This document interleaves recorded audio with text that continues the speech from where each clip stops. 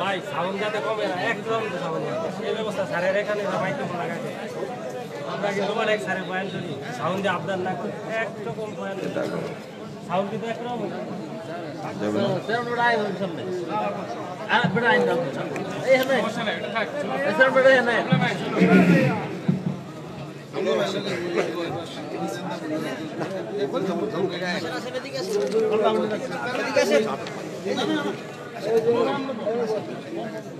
জায়গা আছে তো সামনে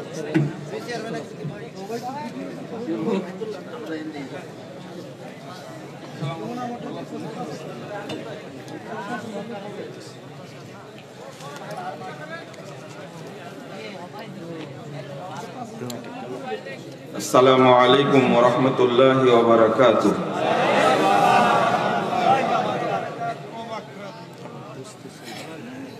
ইন্নাল হামদালিল্লাহ নাহমাদুহু ওয়া নাস্তাঈনুহু মান ইয়াহদিহিল্লাহু ফালা মুদিল্লা লাহু ওয়া মান ইউদ্লিল ফালা হাদিয়া লাহু ওয়া আশহাদু আন লা ইলাহা ইল্লাল্লাহু ওয়াহদাহু লা শারীকা লাহু وأشهد أن محمدًا عبده ورسوله أما بعد فأعوذ بالله من الشيطان الرجيم قل إن كنتم تحبون الله فاتبعوني يحببكم الله ويغفر لكم ذنوبكم والله غفور رحيم وقال تعالى ومن يشاقق الرسول من بعد ما تبين له الهدى ويتبع غير سبيل المؤمنين نوله ما تولى ونصله جهنم وساءت مصيرا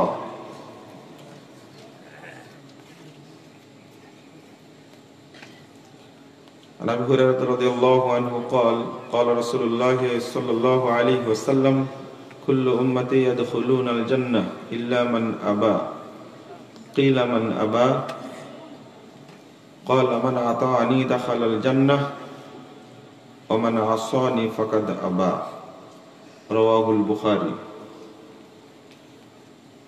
عن عائشة رضي الله تعالى عنها قالت قال رسول الله صلى الله عليه وسلم من عمل عملا ليس عليه أمرنا فهو رد রাওয়াহু মুসলিম। গাজীপুরের মাওনা চকপাড়া খানবাড়ি সালাফিয়া মাদ্রাসা ও এতিমখানা কর্তৃক আয়োজিত ইসলামী সম্মেলনের সম্মানিত সভাপতি, উপস্থিত প্রধান আকর্ষণ,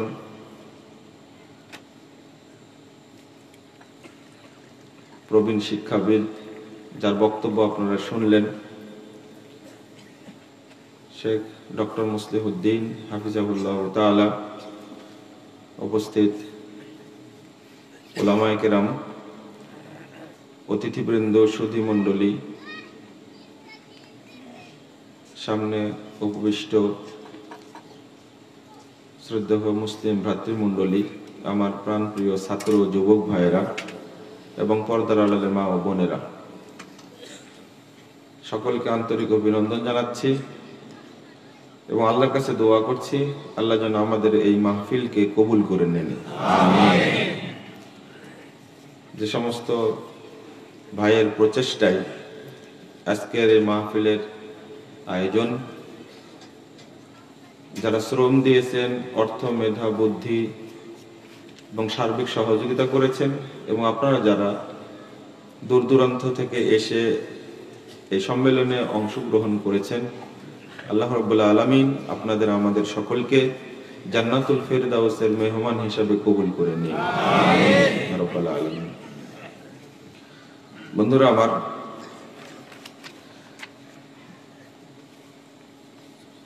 আপনারা পোস্টারের বিষয় দেখেছেন সুন্নাতের গুরুত্ব ও বেদাতের পরিণাম। দুইটা পৃথক পৃথক বিষয়। এ বিষয়ে ইনশাআল্লাহ সংক্ষিপ্ত আলোচনা পেশ করব। ওমা তৌফিকি ইল্লা বিল্লাহ আলাইহি তাওয়াক্কালতু ওয়া ইলাইহি উনীব। আপনারা যারা দোকান পাঠে আছেন, যারা আশেপাশে ঘোরাফেরা করছেন, তাদেরকে প্যান্ডেলে আসার জন্য আমি বিনীত আহ্বান জানাচ্ছি। এসেছেন দুটা কথা শোনার জন্য, তো আপনি বাহিরে থাকবেন কেন? আপনার জন্য বাহিরে থাকা উচিত নয়। এই মাজলিসের যে ফজিলত, যদি আমরা জানতাম বা উপলব্ধি করতাম, তাহলে মাহফিল উপলক্ষে কেউ দোকান দিত না।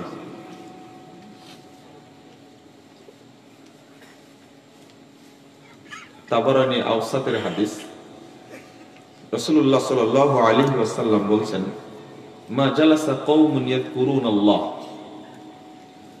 কিছু মানুষ এক জায়গায় বসে যখন আল্লাহকে স্মরণ করে, অন্য হাদিসে এসেছে আল্লাহর কিতাবের পর্যালোচনা করে, ইল্লা নাদাহুম মুনাদিম মিনাস সামা, তখন আল্লাহ তাদেরকে ডেকে বলেন, বৈঠক শেষ হয়ে যায়, তখন আল্লাহ বলেন, কুমু মাগফুরাল লাকুম, তোমরা এখন চলে যাও, তোমাদের সবাইকে ক্ষমা করে দেওয়া হয়েছে। এটা তো বললেন, পরের বাক্যটি এত গুরুত্বপূর্ণ। রাসূলুল্লাহ সাল্লাল্লাহু আলাইহি ওয়াসাল্লাম বলছেন, এর পরের বাক্যটি আল্লাহ বলেন, ওয়া বাদদালতু সাইয়্যাতিকুম হাসানাত, তোমরা ইতিপূর্বে যত পাপ করেছো সমস্ত পাপকে আমি আল্লাহ নেকিতে পরিণত করে দিলাম। এই হাদিস শোনার পরে কারো কি এই মাহফিল থেকে দূরে থাকা উচিত? আপনি এসেছেন কষ্ট করে, শীতের রাত্রি, অনেক দূর থেকে এসেছেন। এক ভাই বললেন, ভুল করে আমাকে ঠিকানা দিয়েছে ভুল, 26 কিলোমিটার দূরে চলে গেছিলাম, আবার ফিরে আসছে। ওই ভাই আসছেন ঢাকা থেকে।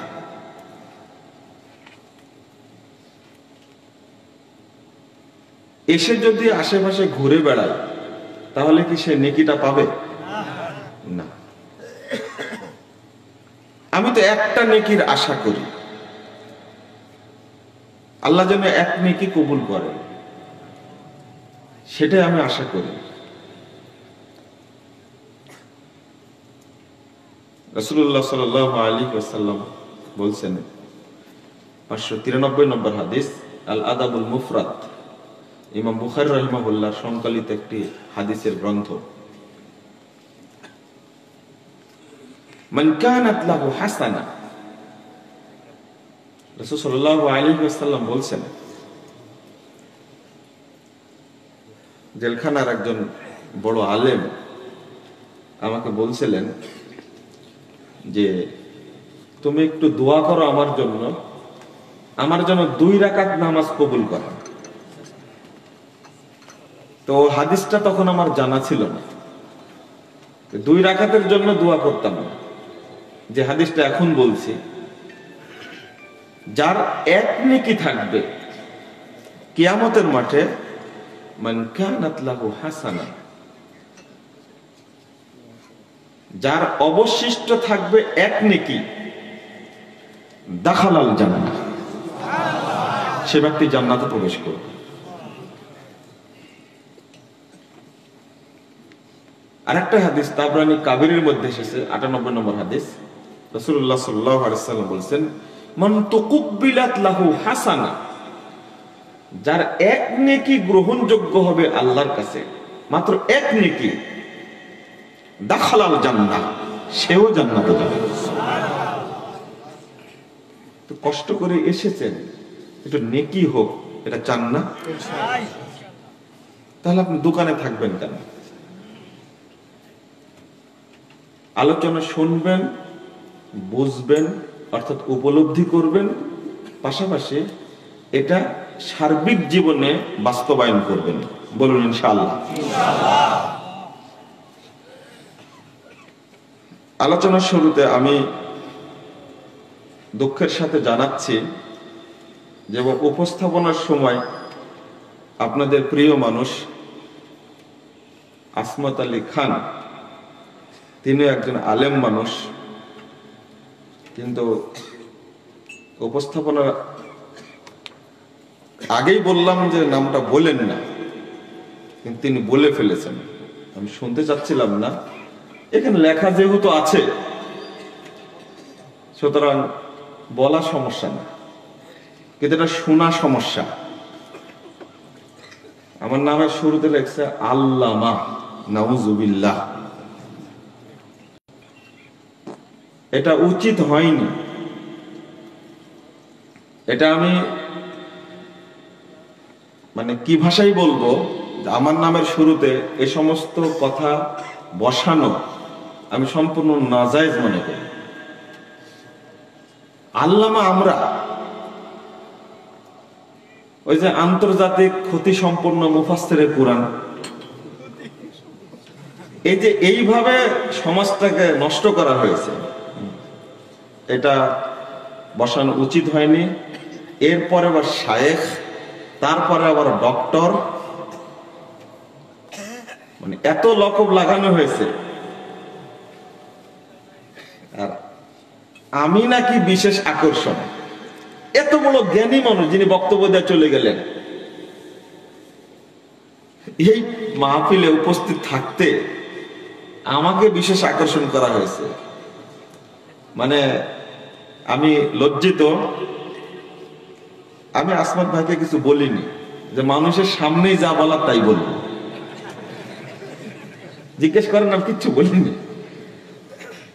এইটা মোটে উচিত হয়নি। আলহামদুলিল্লাহ, আমরা প্রোগ্রাম করি, কে আগে পরে বক্তব্য দিচ্ছে সেটা বড় বিষয় না, এবং এটাই হওয়া উচিত। কিন্তু নামটা সেইভাবে সিরিয়াল করা উচিত ছিল। এই পোস্টারে আমি লজ্জিত হয়েছি। আপনার কাছে, আপনাদের কাছেও ক্ষমা চাই, আল্লাহর কাছেও ক্ষমা চাচ্ছি। আল্লাহ যেন ক্ষমা করেন। ভবিষ্যতে আপনারাও বিভিন্ন এলাকায় প্রোগ্রাম করবেন, এই হযরত মাওলানা আল্লামা আন্তর্জাতিক খ্যাতি সম্পন্ন মুফাসসিরে কুরআন, তারপরে আর কি বলে যেন হযরতুল আল্লাম, এটাও বলে। আল্লামা একটা আর আল্লাম একটা। আল্লামা শব্দটা বসে অনেক বড় মাপের আলেমের ক্ষেত্রে। সেটা বাংলাদেশে কোনো আলেম আছে বলে আমার জানা নাই।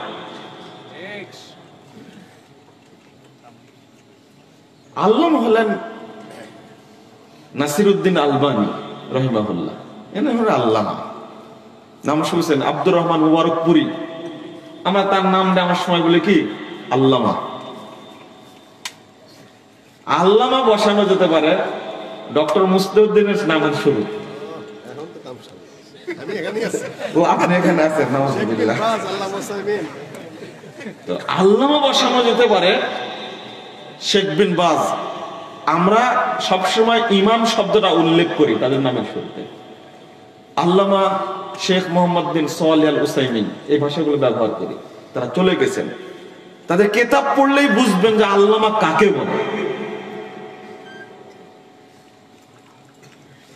তো এই শব্দগুলো আমরা দেখতেও চাই না, শুনতেও চাই না। জাস্ট নামটা যদি বলেন যে মুজাফফর বিন মুহসিন, এটাতেই আলহামদুলিল্লাহ। আগেও কিছু দরকার নাই, পরের কিছু দরকার নাই, প্রয়োজন নাই। এই সংশোধনের কথাটা বললাম। আর হযরত শব্দটা বলবেন না আপনারা, মনে থাকবে। নবীর নামের শুরুতেও না, সাহাবীর নামের শুরুতেও না, কোন হুজুরের নামের শুরুতেও না, হুজুর শব্দটাও বলবেন না। শায়েখ, সহিহ বুখারীর হাদিস, রাসূলুল্লাহ সাল্লাল্লাহু আলাইহি ওয়াসাল্লাম শায়েখ বলতেন দুইজনকে, সাহাবীরাও শায়েখ বলতেন দুইজনকে। কে কে? শাইখাইন, আবু বকর।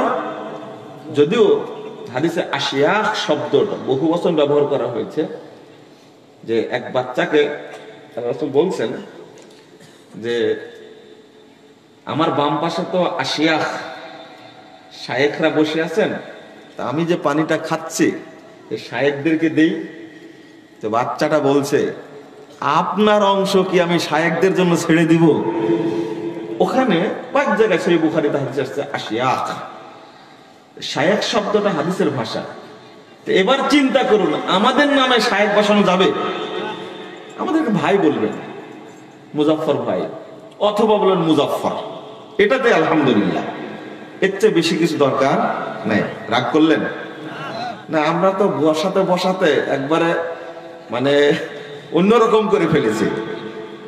জাযাকুমুল্লাহ খায়রান। আল্লাহ রাব্বুল আলামিন সুন্নাহ মানার ব্যাপারে যে কথাগুলো উল্লেখ করেছেন তার কালামের মধ্যে, অর্থাৎ কোরআনুল কারীম, কোরআনুল হাকিম, কোরআন মাজিদের মধ্যে যে কথাগুলো উল্লেখ করেছেন, প্রথম এক বাক্যে আপনি বুঝে নেবেন যে মুহাম্মদুর রাসূলুল্লাহ সাল্লাল্লাহু আলাইহি ওয়াসাল্লামের অনুসরণ ফরজ। মনে থাকবে, অনুসরণ কি? ফরজ। এক বাক্যে এটা স্বীকার করে নেন। আরেকটু এগিয়ে এগিয়ে বলি, ইবাদতের জন্য একমাত্র খাস করব কাকে? আল্লাহকে। ইবাদতের যোগ্য কে?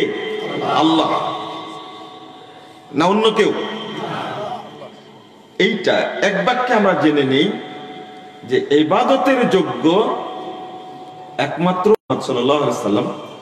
আপনি বলুন, তোমরা যদি আল্লাহকে ভালোবাসতে চাও আল্লাহ, তাহলে আল্লাহ রাব্বুল আলামিন তোমাদেরকে ভালোবাসবেন, আলহামদুলিল্লাহ। তারপরে দ্বিতীয় আরেকটা কথা বলছেন, ওয়ায়াগফির লাকুম যুনুবাকুম, আল্লাহ রাব্বুল আলামিন তোমাদের যাবতীয় পাপকে ক্ষমা করে দিবেন। আল্লাহর ভালোবাসা পাওয়ার জন্য শর্ত কার আনুগত্য? মুহাম্মদ সাল্লাল্লাহু আলাইহি ওয়াসাল্লাম। এবং আল্লাহর রাসূলকে যদি আমরা ভালোবাসি, তাহলে আল্লাহর ঘোষণা, আল্লাহ রাব্বুল আলামিন আমাদের যাবতীয় পাপ ক্ষমা করে দিবেন। সূরা নিসা ৮০ নম্বর আয়াত আল্লাহ বলছেন, মাইয়ুতির রাসূল ফাকাদ আতা আল্লাহ, যে ব্যক্তি রাসূল মুহাম্মদ সাল্লাল্লাহু আলাইহি ওয়াসাল্লামের আনুগত্য করলো, সে আল্লাহরই আনুগত্য করলো।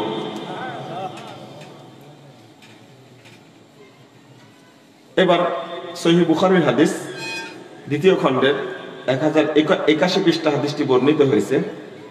মুহাম্মদুর রাসূলুল্লাহ সাল্লাল্লাহু আলাইহি ওয়াসাল্লাম বলছেন, দেখেন, আল্লাহর ইবাদত করার জন্য রাসূলের তরিকা মানা যে ফরজ, রাসূলের অনুসরণ যে ফরজ, আগে আপনাকে এই বিশ্বাসটা রাখতে হবে,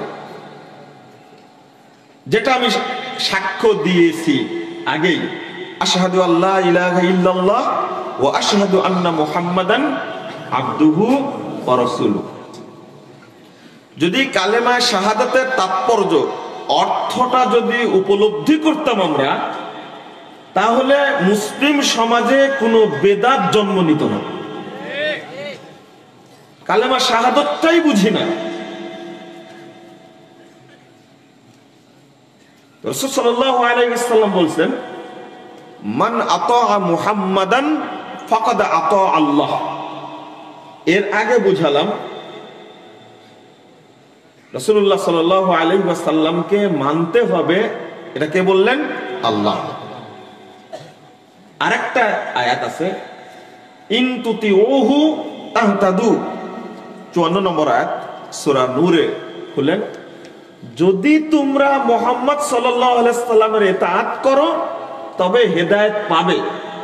শর্ত এবং মাশরুত, যদি তোমরা তার আনুগত্য করো তাহলে হেদায়েত পাবা। মানে একটা শর্ত করে নিচ্ছেন আল্লাহ।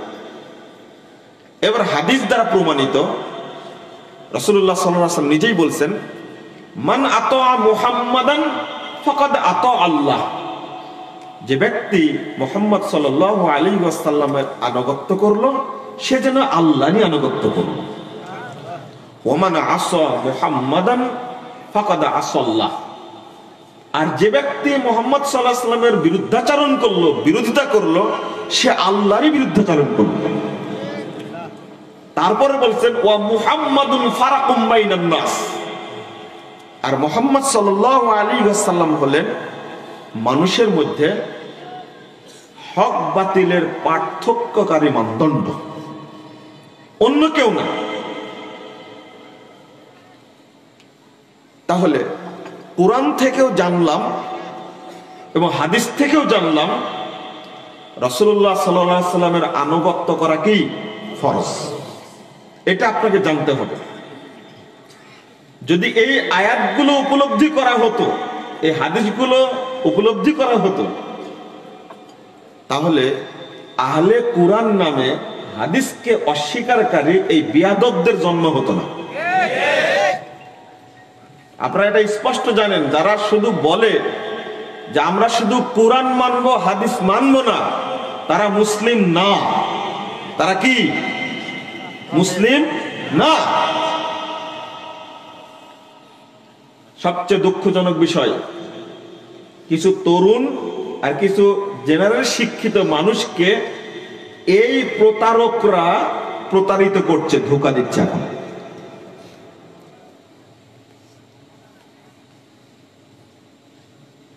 আমি এক বক্তব্যে বলেছি মানজিলাতুস সুন্নাহ, সুন্নাতের মর্যাদা, এই বক্তব্যে বলেছি যে অনেক কোন ক্ষেত্রে সুন্নাহ কুরআনের চেয়েও বেশি গুরুত্বপূর্ণ। শেখ আলবানী রাহিমাহুল্লাহ মানজিলাতুস সুন্নাহর মধ্যে এই আলোচনাটা উল্লেখ করেছেন। শেখ উসাইমিন রাহিমাহুল্লাহ উল্লেখ করেছেন মানুষকে বোঝানোর জন্য। অথচ এক শ্রেণীর লোক বলছে হাদিস মানা যাবে না। আরে হাদিস মানা যাবে না তো মুসলমান থাকবে কি করে? তুমি জোহরের সালাত যে 4 রাকাত, এটা কোরআনে কোথাও আছে? ফজর সালাত যে 2 রাকাত, এটা কোরআনে কোথাও আছে? তাদের যুক্তি কি জানেন? যে এটা ট্র্যাডিশন চলে আসছে, এটা তো আর দলিল লাগে না। তো কত বড় পথভ্রষ্ট চিন্তা করেন আপনি। আরেকটা ওদের যুক্তি, হাদিস যেহেতু জাল জয়ীফ ইত্যাদি অনেক ভেজাল টেজাল ঢুকে গেছে, অতএব হাদিস মানা যাবে না। অনেক জাল হাদিস তৈরি হয়েছে। ওর বুদ্ধি কত কমা, কত বোকা। কাফেরেরা অর্থাৎ মিথ্যুক নবী, কাফের মুশরিক ইহুদি খ্রিস্টানরা ষড়যন্ত্র করে সূরাও তৈরি করেছে কোরআনের নামে। এটা করেনি? তাহলে তুমি কোরআন মানো কেন?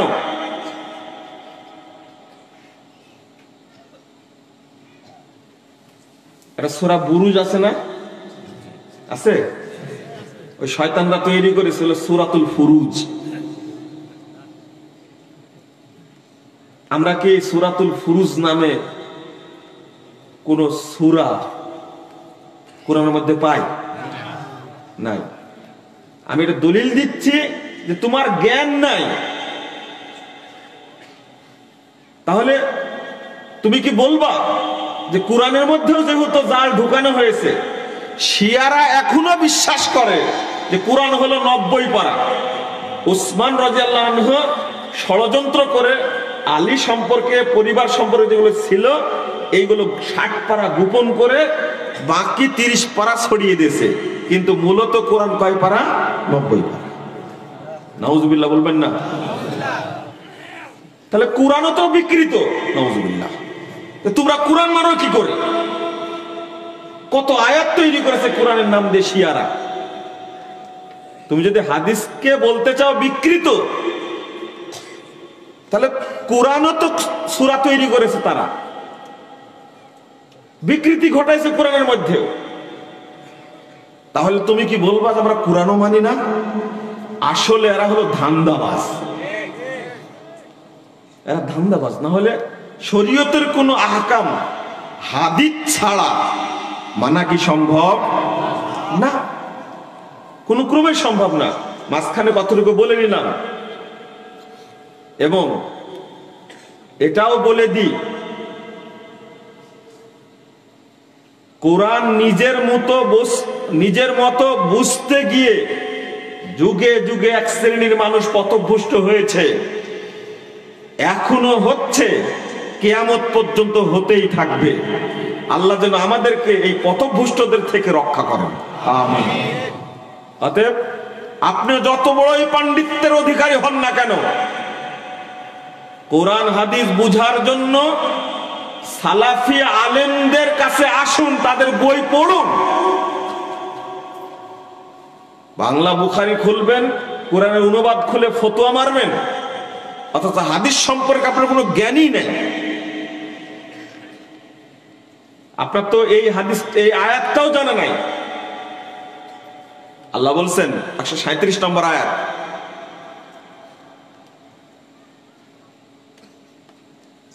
ফাইন আমানু বিমিসলি মা আমানতুম বিহি ফাকাদ ইহতাদাও। সাহাবায়ে কেরাম যেভাবে ঈমান এনেছেন, তারা যদি সেইভাবে ঈমান আনে, আল্লাহ সাহাবীদেরকে লক্ষ্য করে বলছেন যে তোমরা যেভাবে ঈমান এনেছো ঠিক ওইভাবে তারা যদি ঈমান আনে, ফাকাদ ইহতাদাও, তাহলে সে হেদায়েত পাবে। তাহলে কোরআন কিভাবে মেনেছেন মুহাম্মদুর রাসূলুল্লাহ সাল্লাল্লাহু আলাইহি সাল্লাম, সাহাবা কেরাম, তাবেঈন ইজম, তাবেঈগণ, তারা যেভাবে মেনেছেন আমাদেরকে ওইভাবেই মানতে হবে। তুমি নতুন বুঝ দিয়ে জাতিকে বিভ্রান্ত করবে, হাদিস মানবো না, এই কথার অর্থ হলো মুহাম্মদুর রাসূলুল্লাহ সাল্লাল্লাহু আলাইহি ওয়াসাল্লামকে অপমান করা। আরে ফ্রান্সে ব্যঙ্গচিত্র আঁকাইছে, তা তোমার অন্তর জ্বলে যাচ্ছে, কিন্তু তুমি ঘরে বসে সুন্নাতকে কাটাছেঁড়া করছো, তাতে তোমার লজ্জা হয় না? তোমার শরম হয় না? এই মাইকের সাউন্ড একটু কমাও তো। রাসূলুল্লাহ সাল্লাল্লাহু আলাইহি ওয়াসাল্লামের সুন্নাত মানার নামে তুমি বেদাত করছো, এটা রাসূলকে অপমান করে না?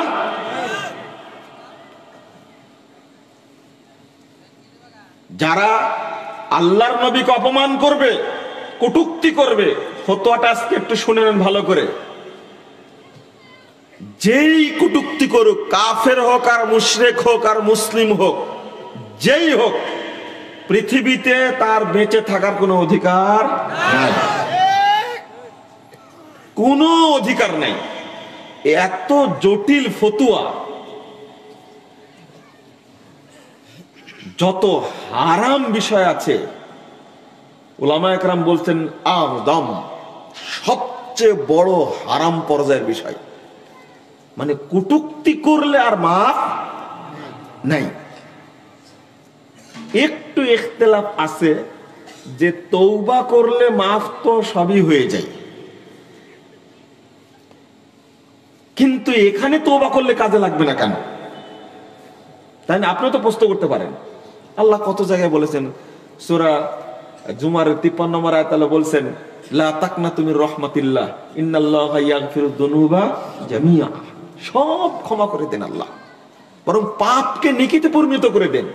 কিন্তু এই ক্ষেত্রে আল্লাহ ছাড় দেননি, রাসূল সাল্লাল্লাহু আলাইহি ওয়াসাল্লাম ছাড় দেননি।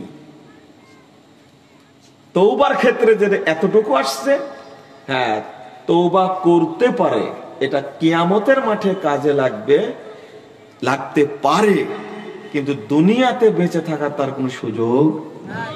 আপনি চিন্তা করতে পারছেন? অথচ একজন ব্যক্তি যদি মুরতাদ হয়ে যায় আর যদি তওবা করে তাহলে বাঁচার সুযোগ আছে, কিন্তু রাসূল সাল্লাল্লাহু আলাইহি ওয়াসাল্লামকে কটূক্তি করে বাঁচার সুযোগ নাই। তাহলে রাসূলের মর্যাদা কোন জায়গায় একটু চিন্তা করেন, সুন্নাতের মর্যাদা কোন জায়গায় আপনি একটু চিন্তা করেন। তাহলে তো সুন্নাতকে অবজ্ঞা করতে পারতেন না আপনারা। যারা বলে মুহাম্মদ সাল্লাল্লাহু আলাইহি ওয়াসাল্লাম শেষ নবী না, গোলাম আহমদ কাদিয়ানী হলো শেষ নবী, তারা হলো কাফের। এই কথা কেউ যদি বলে যে শেষ নবী মুহাম্মদ না, ও কি মুসলিম থাকবে? কাফের। ঠিক যে ব্যক্তি বলে হাদিস মানা যাবে না, শুধু কুরআন মানবো, ওই ব্যক্তির মুসলিম থাকবে না। যেভাবে বিভ্রান্তি ছড়াচ্ছে, ঠিক কাদিয়ানী গোষ্ঠীটাও রাষ্ট্রীয় পৃষ্ঠপোষকতায় তাদের বিভ্রান্তি সর্বত্র ছড়িয়ে দিচ্ছে। নাউজুবিল্লাহ। এই জন্য আমরা অনেক আগেই বলেছি, বক্তব্যে বলে থাকি, আল্লাহর রাসূলের মর্যাদা রক্ষার স্বার্থে মুসলিম দেশে কাদিয়ানীদেরকে ডাইরেক্ট কাফের ঘোষণা করতে হবে খুব তাড়াতাড়ি। এই দাবি বহু আগে থেকে জানিয়ে আসছি, কারণ মুহাম্মদুর রাসূলুল্লাহ সাল্লাল্লাহু আলাইহি ওয়াসাল্লাম সম্পর্কে কটূক্তি করলে আমরা মেনে নিতে পারি না।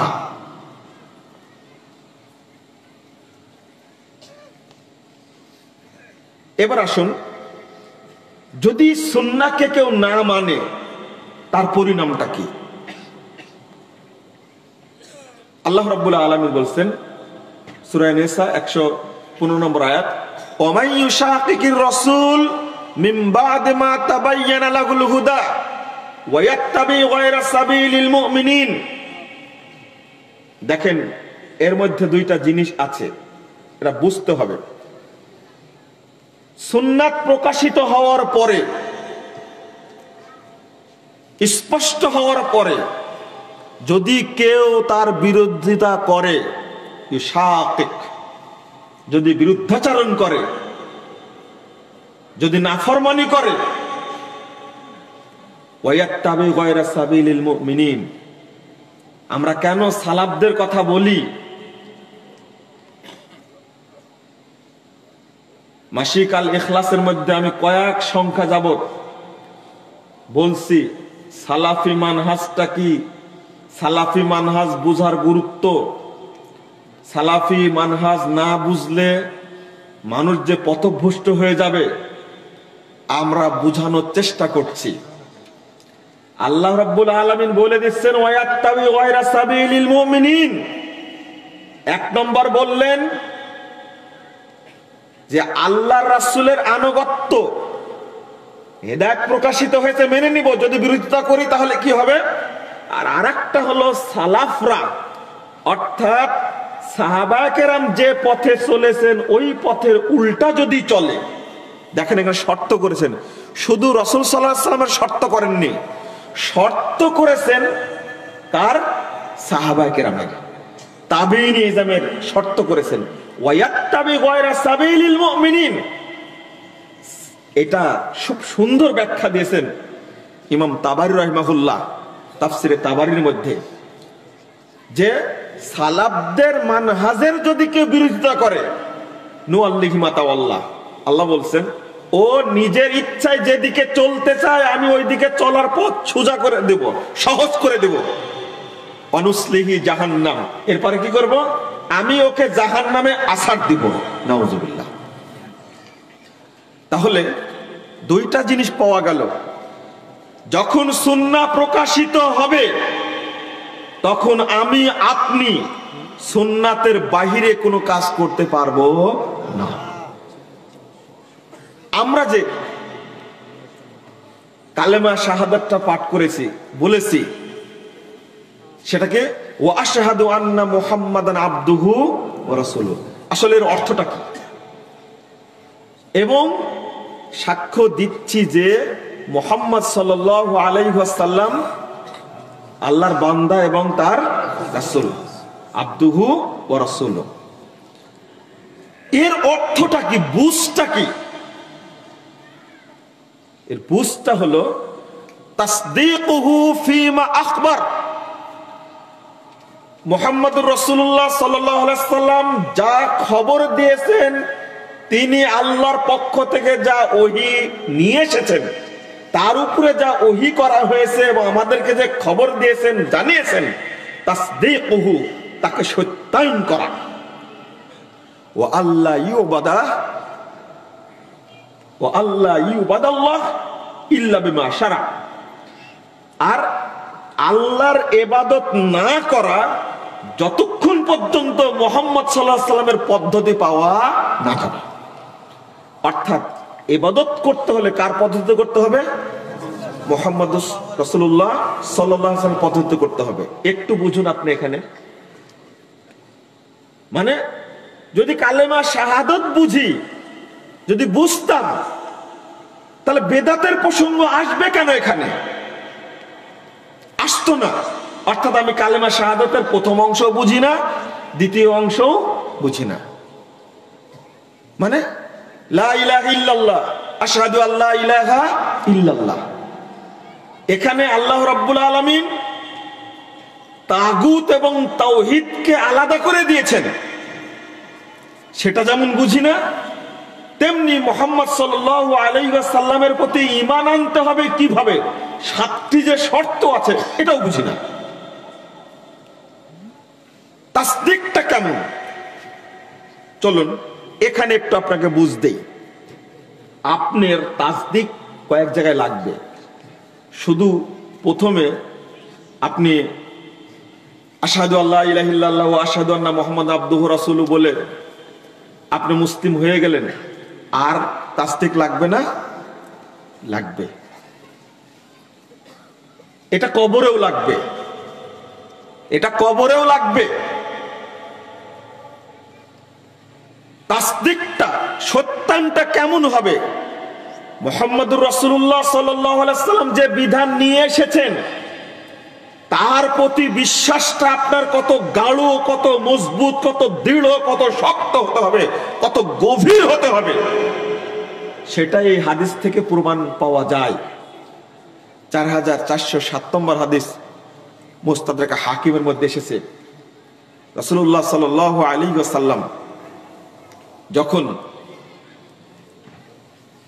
মক্কা থেকে চলে গেলেন কোথায়? বাইতুল মাকদিস। আপনার এদিক কিবলা কোন দিকে? এদিকে না এদিকে? সামনের দিকে। রাসূলুল্লাহ সাল্লাল্লাহু আলাইহি ওয়াসাল্লাম যখন মক্কা থেকে কোথায় গেলেন? বাইতুল মাকদিসে গেলেন। নিয়ে যাওয়া হলো তাকে। আবার ওই রাত্রিতেই 7ম আসমান পর্যন্ত যে আল্লাহর সাথে কথা বলে আবার ফেরত আসলেন না? সকাল বেলায় এসে বলছে, রাসূল সাল্লাল্লাহু আলাইহি ওয়াসাল্লাম মক্কায় বলছেন যে আজকে আমি এক রাত্রিতে মক্কা থেকে বাইতুল মাকদিসে গেছি, সেখান থেকে 1ম আসমান, 2য় আসমান, 3য় আসমান। 1ম আসমানে দেখা হয়েছে আদম আলাইহিস সালামের সাথে, 2য় আসমানে দেখা হয়েছে কার সাথে? কার সাথে? কার সাথে? হ্যাঁ,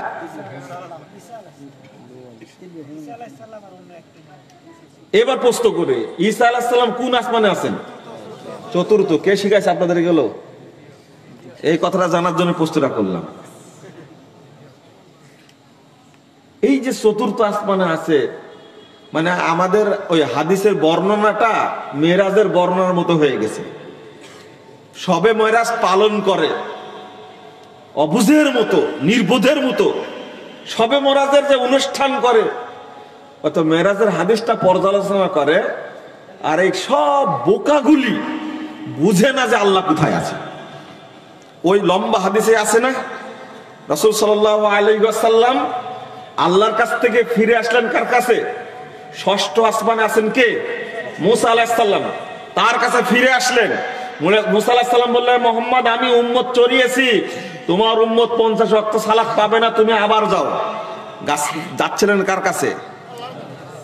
হ্যাঁ, না না, আল্লাহর কাছে গেলে তো বলতোই যে আল্লাহ আরশে আছে। ওরা বলে না কি জন্য? মুসা আলাইহিস সালাম কি গেছিলেন অন্য কোথাও, না বাংলাদেশে আসছিলেন তখন? রাসূল সাল্লাল্লাহু আলাইহি ওয়াসাল্লাম মুসা আলাইহিস সালামের কথা শুনে কি বাংলাদেশে আসছিলেন? ভারতে আসছিল, এটাই ঠিক। আল্লাহ খুঁজতে আসতে কোথায়? ভারতে। এই আকীদার জন্ম হলো কোথায় থেকে?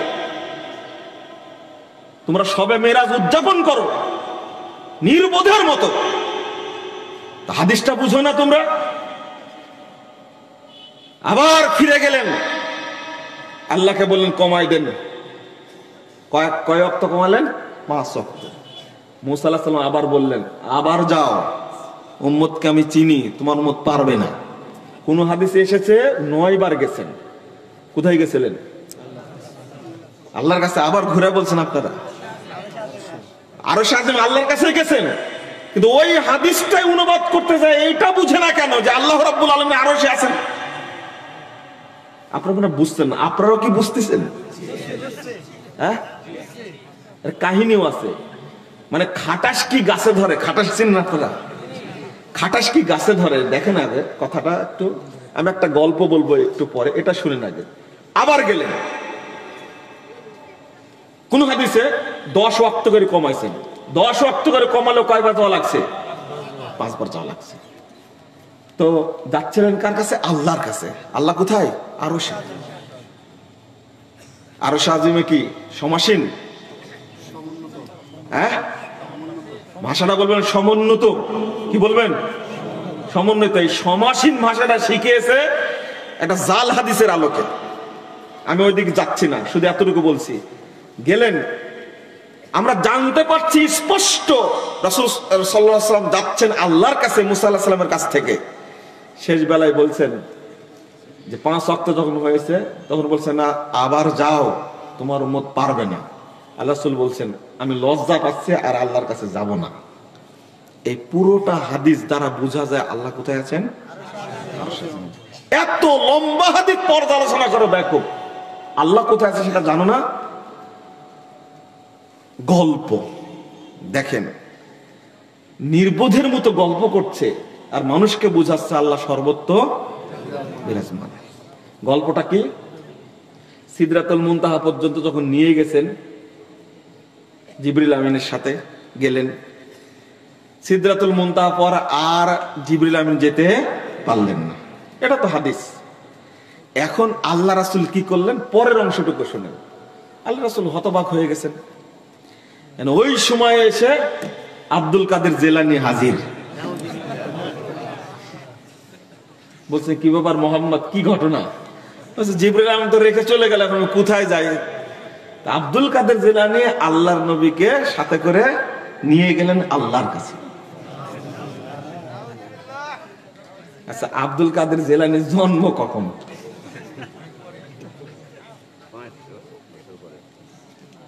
569 হিজরিতে মারা গেছে। কত? 69। নামটা 69 কি 79 এরকম হতে পারে, আমার ভুল হতে পারে। তো আব্দুল কাদের জেলানীকে ওই জায়গায় পেলেন কোথায়? জন্মই হয়নি। যে লোক মায়ের পেট থেকে বের হয়ে ভিক্ষুককে মেরে ফেলতে পারে, আবার পেটের মধ্যে ঢুকতে পারে, রাসূলের আগে জন্ম হওয়াটা তার কাছে কোনো ব্যাপার না। এটা হলো বেদাতীদের কি ধারণা। এই ঘটনাও প্রমাণ করে, আরে মিথ্যা ঘটনাও প্রমাণ করে যে আল্লাহ কোথায়? অবশ্যই বর্ণনা করছে, তলা ছিদ্র বুঝতেই পারে। আপনারা কি বুঝলেন কথাটা? ওরাই যে ঘটনা বর্ণনা করে, সই হাদিসটা না বাদই দিলাম।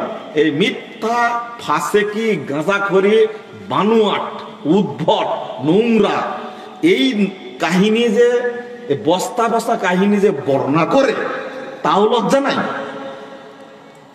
এই জন্য দুঃখটা লাগে। চলেন আমরা মূল জায়গায় ফিরে যাই।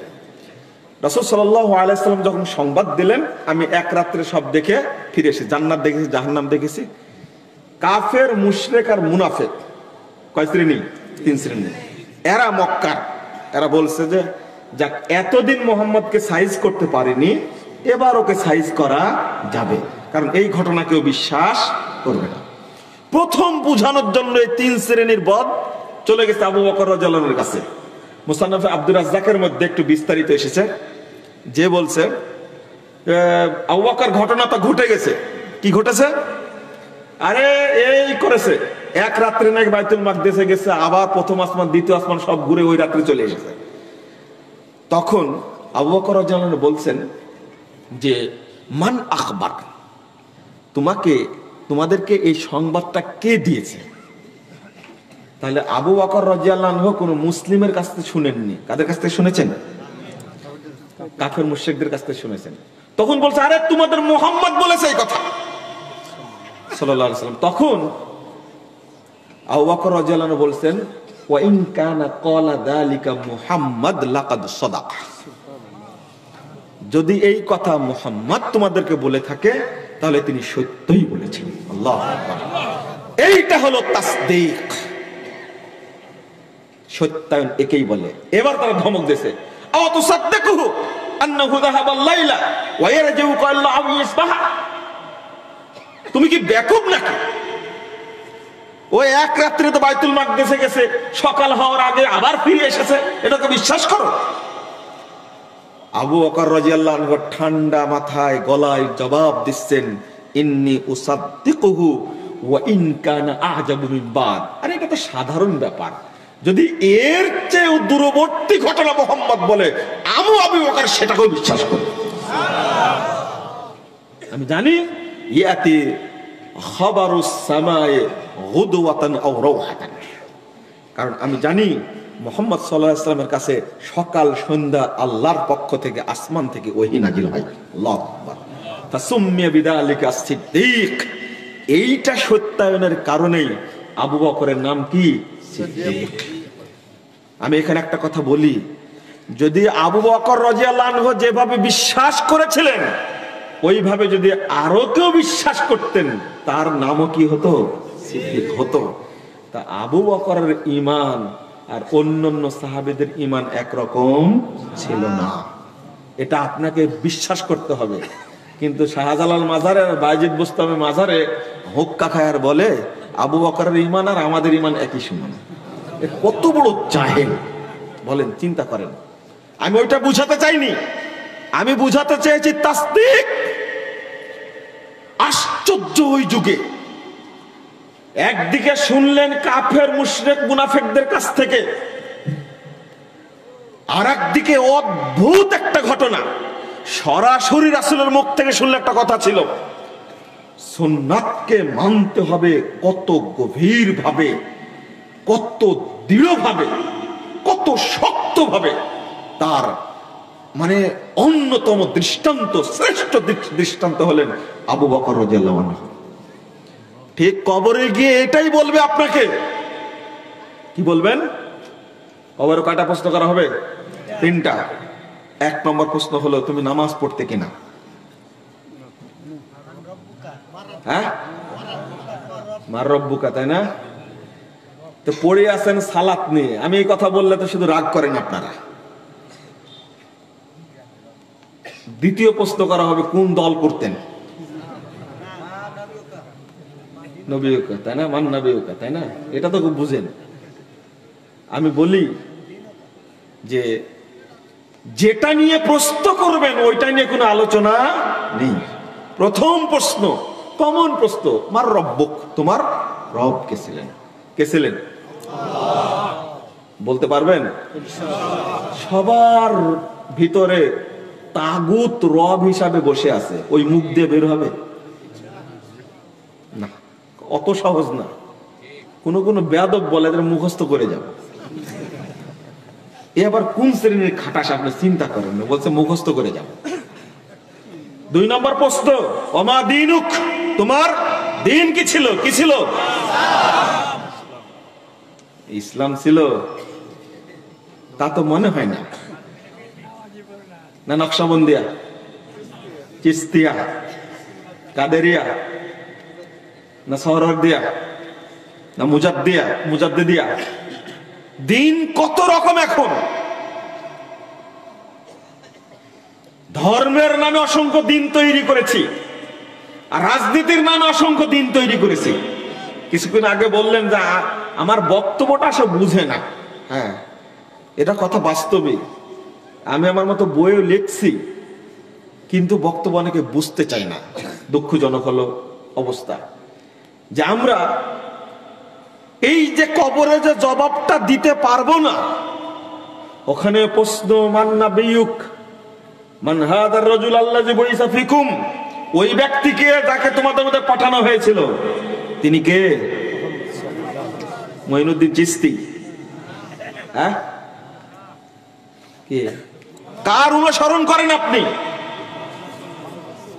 মুহাম্মদ সাল্লাল্লাহু আলাইহি ওয়াসাল্লাম। এখন তো বলছেন কবরে বলতে পারবেন বলে বিশ্বাস হয় না, কারণ মুহাম্মদ সাল্লাল্লাহু আলাইহি ওয়াসাল্লামের আদর্শ আপনার মধ্যে নাই। সুন্নাতকে দাম দেন।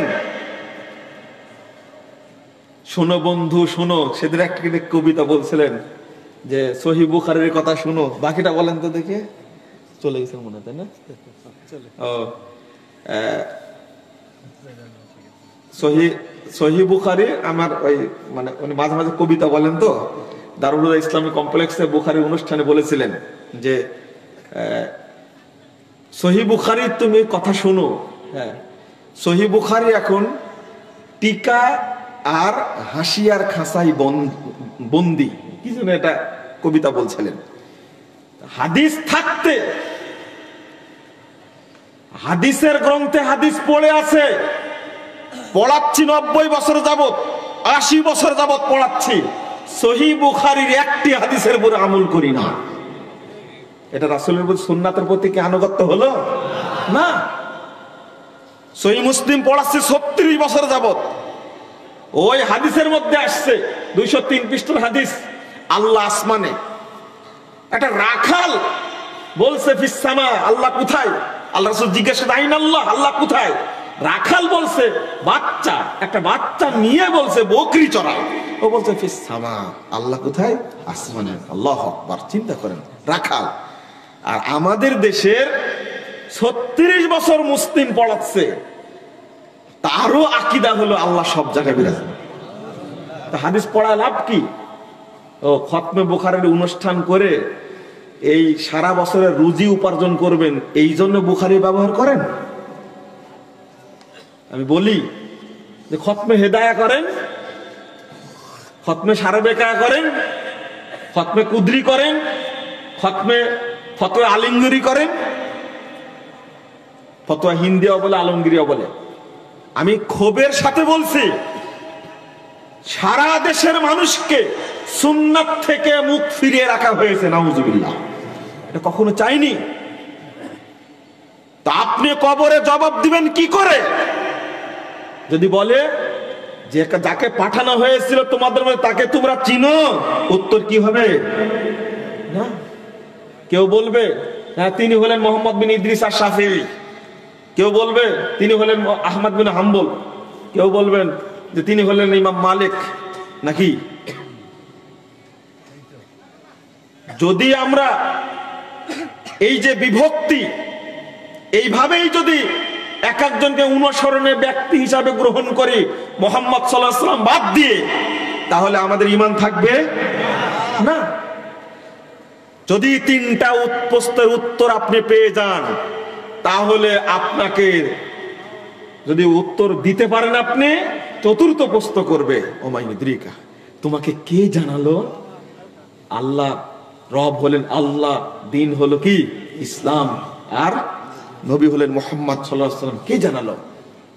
তখন ওই ব্যক্তি দাপটের সাথে জবাব দিবে, ভাবখান এরকম পারবো না মানে?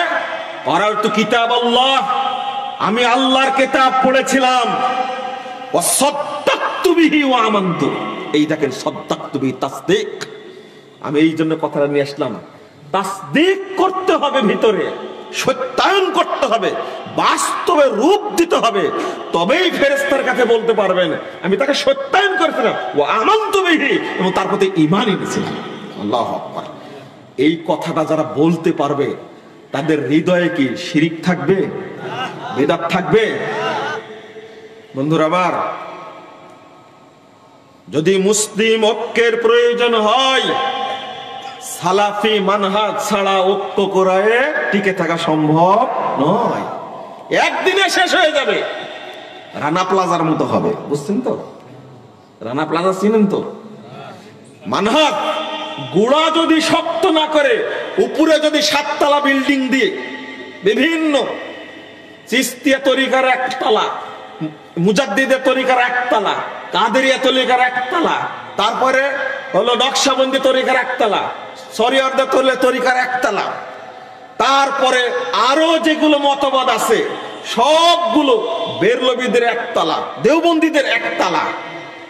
এই তালা কি থাকবে না ধসে যাবে? ধসে যাবে। কারণ এক একজনের মানহাজ এক এক রকম। এই জন্য মানহাজটা ঠিক করে তার উপরে ঐক্য হলে ওইটা টিকসই হবে, ওটার মাধ্যমেই বাংলাদেশে খেলাফত প্রতিষ্ঠা লাভ করবে ইনশাআল্লাহ। চলুন, রাত গভীর হয়ে যাচ্ছে, আপনারা বিরক্ত হয়ে যাবেন, আমি আরেকটু এগিয়ে যাই। সেটা হলো সুন্নাতের গুরুত্বটা একটু বলবো, এরপরে বেদাত সম্পর্কে একটু বলবো।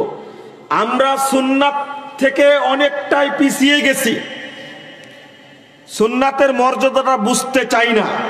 যেটা বুঝতেন সাহাবা কেরাম, এত শক্ত ভাবে বুঝতেন,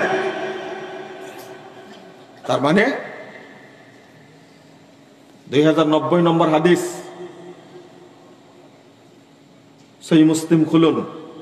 মুহাম্মদুর রাসূলুল্লাহ সাল্লাল্লাহু আলাইহি ওয়াসাল্লামের সুন্নাহ ছিল কি ছিল?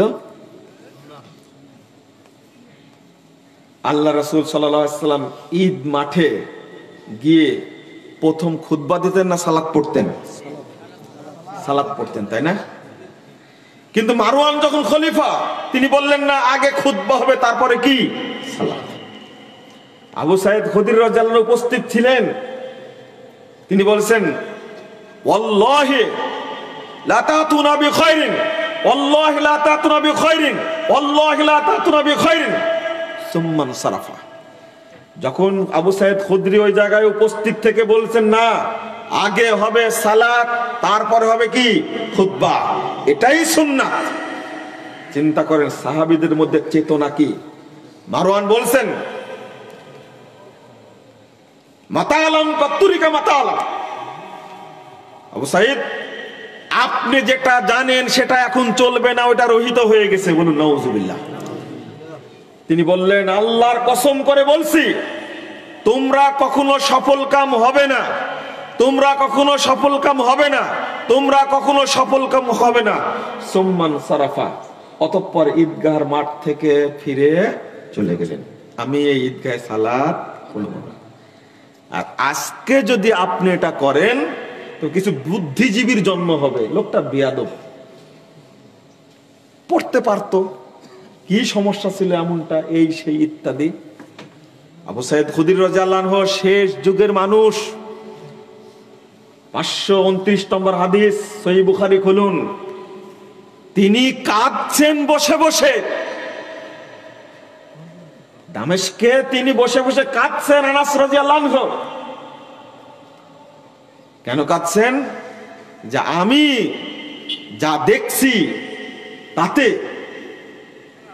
শুধু রাসূল সাল্লাল্লাহু আলাইহি ওয়াসাল্লামের যুগে যা ছিল এখন সালাত ছাড়া কিছু নাই।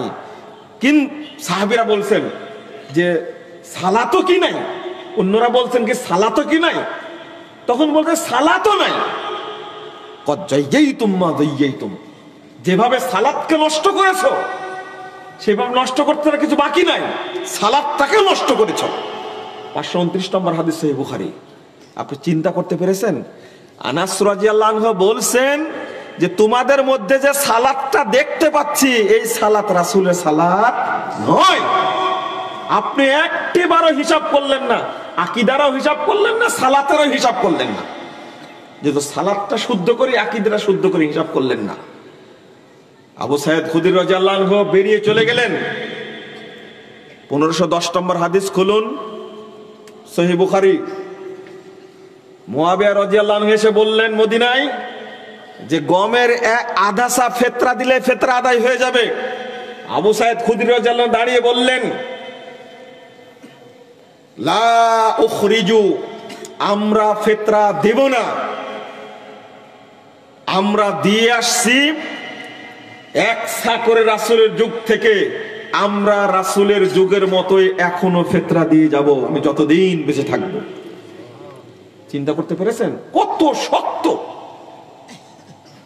হাদিস। দেখুন 443 নম্বর হাদিস দারবির মধ্যে এসেছে, সাহাবায়ে কেরাম এত শক্ত ছিলেন সুন্নাতের পক্ষে বেদাতের বিরুদ্ধে, ওইটা আমাদের মধ্যে নাই, ওই চেতনাটা নাই।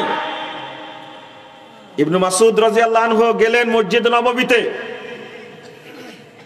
যাওয়ার পরে দেখছে মসজিদ নববীতে গোল হয়ে বসে এক শ্রেণীর মানুষ আল্লাহু আকবার 100 বার, সুবহানাল্লাহ 100 বার, লা ইলাহা ইল্লাল্লাহ 100 বার কঙ্কর দিয়ে গুনছে। আমাদের দেশের মুরব্বীরা যেমন কি তাসবিহ দানা দিয়ে গুনে না। 1502 নম্বর হাদিস আবু দাউদের মধ্যে এসেছে, রাসূল সাল্লাল্লাহু আলাইহি ওয়াসাল্লাম ডান হাতের আঙ্গুলে তাসবিহ গণনা করতেন, আলহামদুলিল্লাহ। এবং আল্লাহ রাসূল বলেছেন কাল কিয়ামতের মাঠে আল্লাহর সামনে আঙ্গুলের গিরাগুলো সাক্ষী দিবে তার পক্ষে, কথা বলবেন।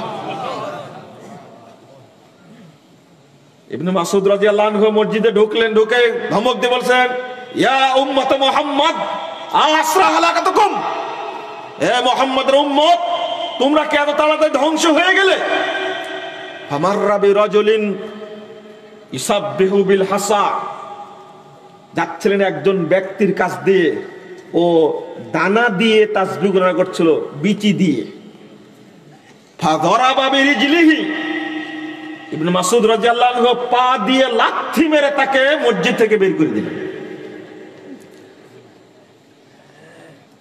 ওয়া মাররা বিইমরাতিন তুসাববিহু বিল হাসা, আর একজন মহিলার পাশ দিয়ে পার হচ্ছিলেন, ওই মহিলা ছোট ছোট কঙ্কর দ্বারা কি গুনছিলেন।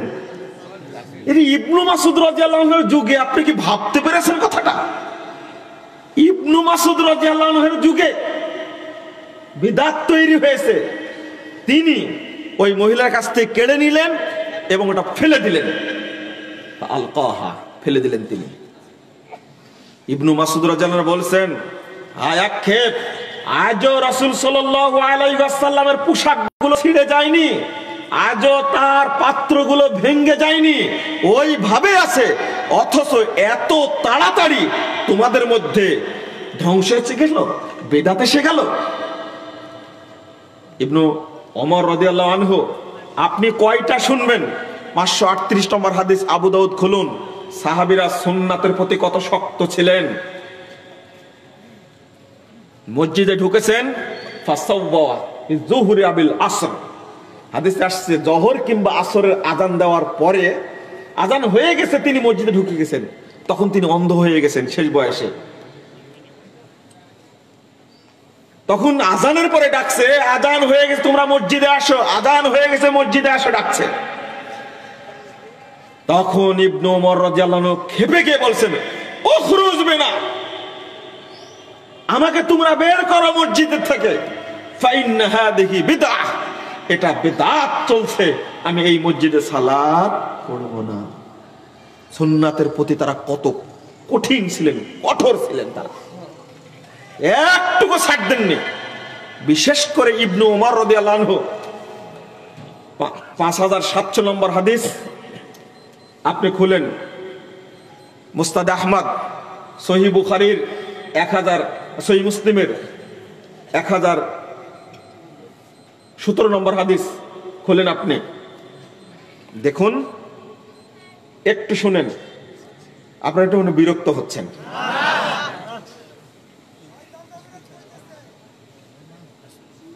উমর রাদিয়াল্লাহু আনহুর ছেলের নাম হলো আব্দুল্লাহ, কি আব্দুল্লাহ রাদিয়াল্লাহু আনহু, তার ছেলের নাম হলো কি বিলাল, মনে থাকবে? তাহলে বিলাল কে হচ্ছেন? ওই বিলাল রাদিয়াল্লাহু আনহু না, কিন্তু উমর রাদিয়াল্লাহু আনহু কি নাতি। শুনেন এবার, ও বিলাল রাদিয়াল্লাহু ইবনে ওমর অর্থাৎ আব্দুল্লাহ রাদিয়াল্লাহু আনহু তিনি বলছেন, আমি আল্লাহ রাসূলকে বলতে শুনেছি, লা তামনাউ নিসাআকুম ইযা ইসতাযান্নাল মাসাজিদ, যদি মহিলারা মসজিদে গিয়ে সালাত পড়তে চায় তাহলে তুমি তাদেরকে বাধা দিও না। আমাদের দেশের কিছু কিছু আলেম বলে আহলে হাদিসরা মসজিদে মহিলাদেরকে নিয়ে যায় ভোগ করার জন্য। আল্লাহকে হেদায়েত দান করুন। আমি বলি, মসজিদে হারামে তুমি যাও বউকে উমরা করাতে, হজ করাতে, সালাত কোথায় পড়ে তারা? মক্কা মসজিদে নববীতে, মসজিদে হারামে সালাত হয় না মহিলাদের? তুমি কি ওখানে ভোগ করার জন্য যাও? একে রজম করার দরকার। এত বড় জঘন্য ফতোয়া দেয়, হাদিসের বিরুদ্ধে কথা বললে কেন? হ্যাঁ, এই সময় আব্দুল্লাহর ছেলে রাদিয়াল্লাহু আনহুর ছেলে কি বিলাল রাদিয়াল্লাহু আনহু, তিনি বলছেন আল্লাহু লা নামনাউহুন্না, না এখন মসজিদে যেতে দিব না, আমি বাধা দিব তাদেরকে। এই কথা বলা মাত্রই ইবনে ওমর রাদিয়াল্লাহু আনহু তিনি ফাকাদ্দামা ইলাইহি, তাকে মারার জন্য এগিয়ে গেলেন। ওয়াসাব্বাহু সাব্বান সাইয়্যান, এবং তাকে কড়া ভাষায় গালি দিলেন, দিয়ে বলছেন ও খুবরুকা আন নবী সাল্লাল্লাহু আলাইহি ওয়াসাল্লাম তাকুলু আল্লাহু লা নামনাউহুন্না বেয়াদব, আমি আল্লাহ রাসূলের কাছ থেকে হাদিস বর্ণনা করছি আর তুমি বলছো বাধা দিব। কত কঠিন। মুসনাদে আহমদে এসেছে মা কাল্লামাহু হাত্তা মাত, ইবনে ওমর রাদিয়াল্লাহু আনহু মরা পর্যন্ত তার ছেলে বেলালের সাথে আর কোনোদিন কথা বলেননি।